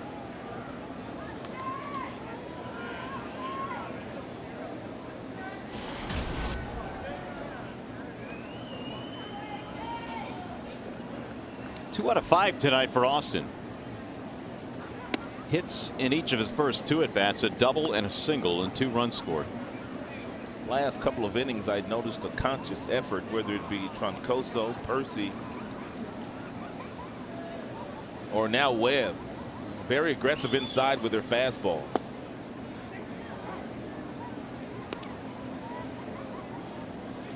Three balls, no strikes.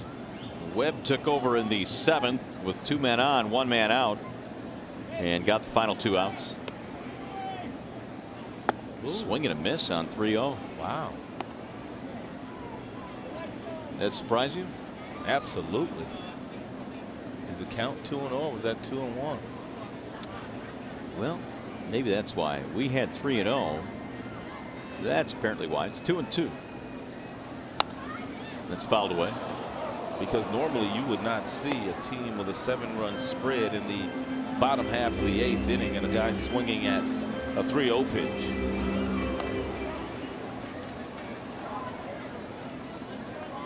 Not unless you want to get somebody hurt. Yeah, exactly. Grounded foul. 18 Detroit hits. They have scored 12 runs. A couple of big innings. A 4-run third, a 5-run 5th. Hunter on deck. He'll be going for a 5-hit game. Busted him inside, and the count now goes to 3-2.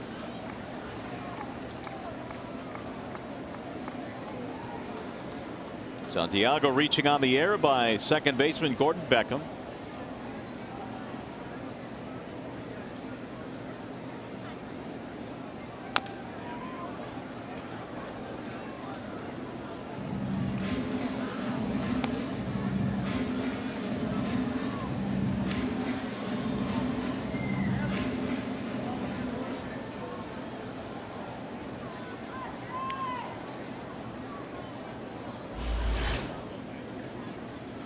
Kona now just watching the action for the most part.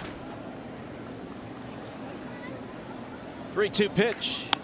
Pulled on the ground at third. Could be 2, 5, 4, 3. A double play. 2 gone.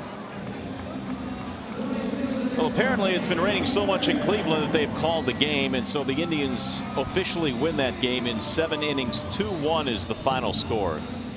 And Tigers just need to continue to handle their business the remainder of the way, and the magic number will take care of itself. It's at 4 now with a chance to go to 3 after this game tonight.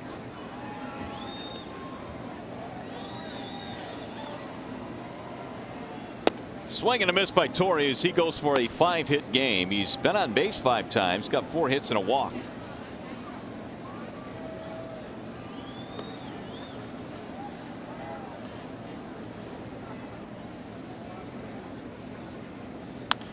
Bouncing ball foul right at Tom Brookins.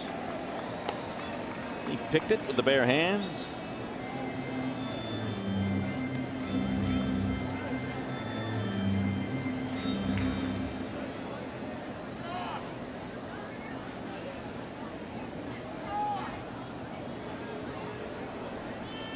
And the 0-2.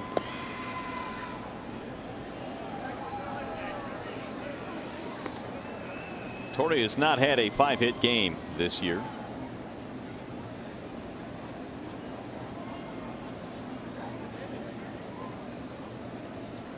Dirks and Infante have the only 2 5-hit games, and Hunter swings and strikes out. Inning over as we go to the 9th.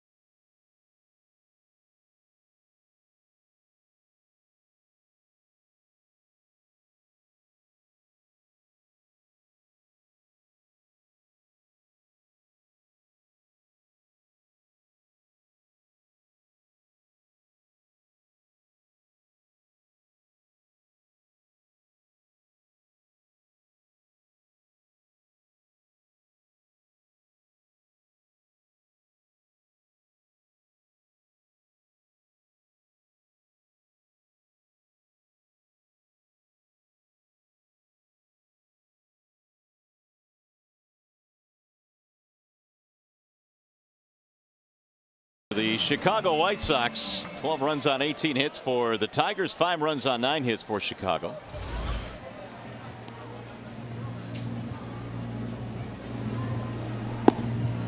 New pitcher is Luke Peconin here in the 9th inning.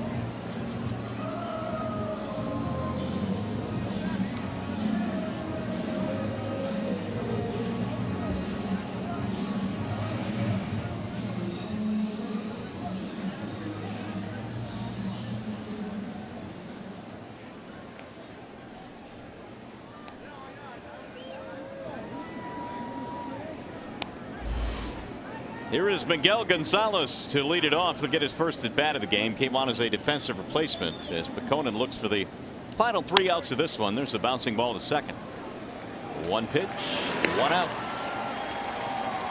Here's our bell tire pitch by pitch. Max Scherzer started for the Tigers, and it looks like he's going to get win number 20 this evening against the Chicago White Sox. He only had 3 strikeouts in the game, which is rare for Max because he's usually a double-digit guy. But the one thing he did do a lot of today, he threw a lot of harmless fly balls, 11 of those to be exact.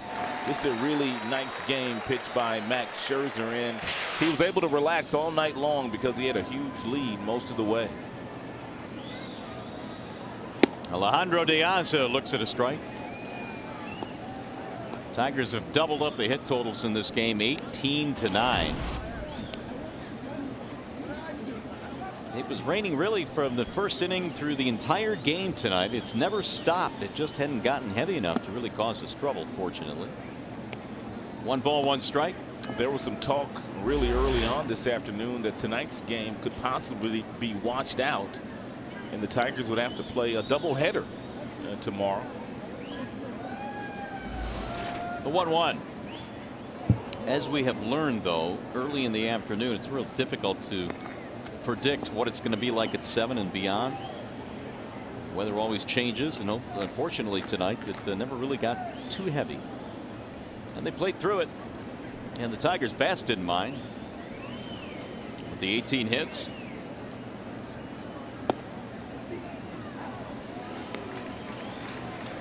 Luke Peconin getting a really nice look. in the month of September. Fastball 94 to 97. Slider has some good tilt to it on occasion, but he's got a really nice forkball. There it was right there. And he's starting to throw that pitch with a lot more confidence these days. You can see the grip in his glove.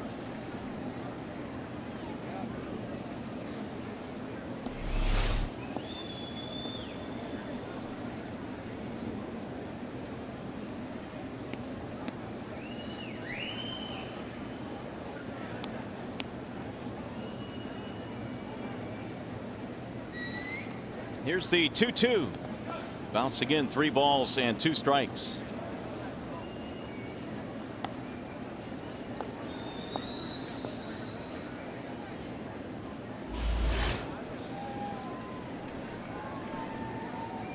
Alexi Ramirez waiting on deck. 3-2 the count.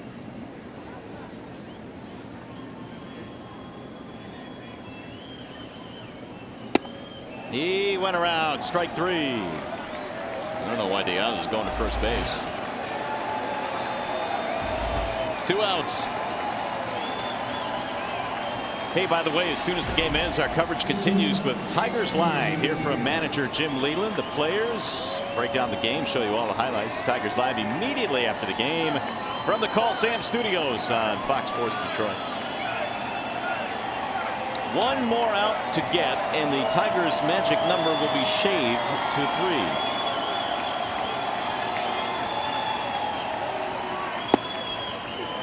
Strike 1 on Alexi Ramirez.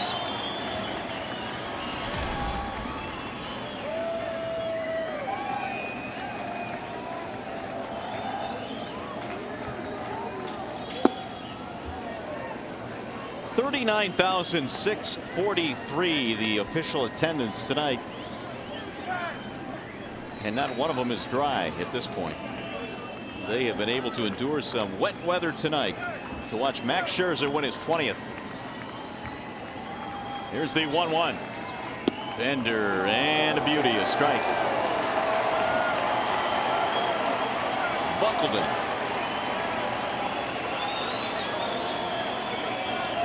Do it for Max. Indeed.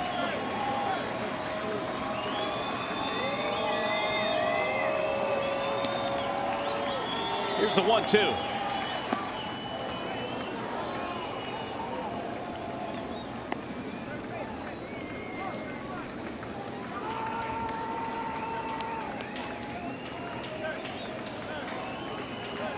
Luke Buchanan trying to put the finishing touches on this one here in the 9th.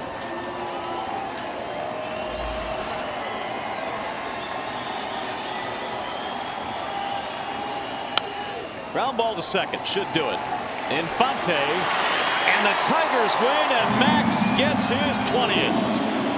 Memorable night here on September 20th, 2013. For the Tigers and Max Scherzer, and the magic number goes down to 3.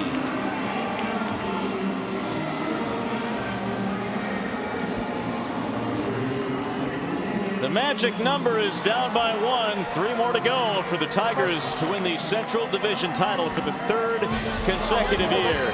Max gets number 20, and the Tigers win 12-5.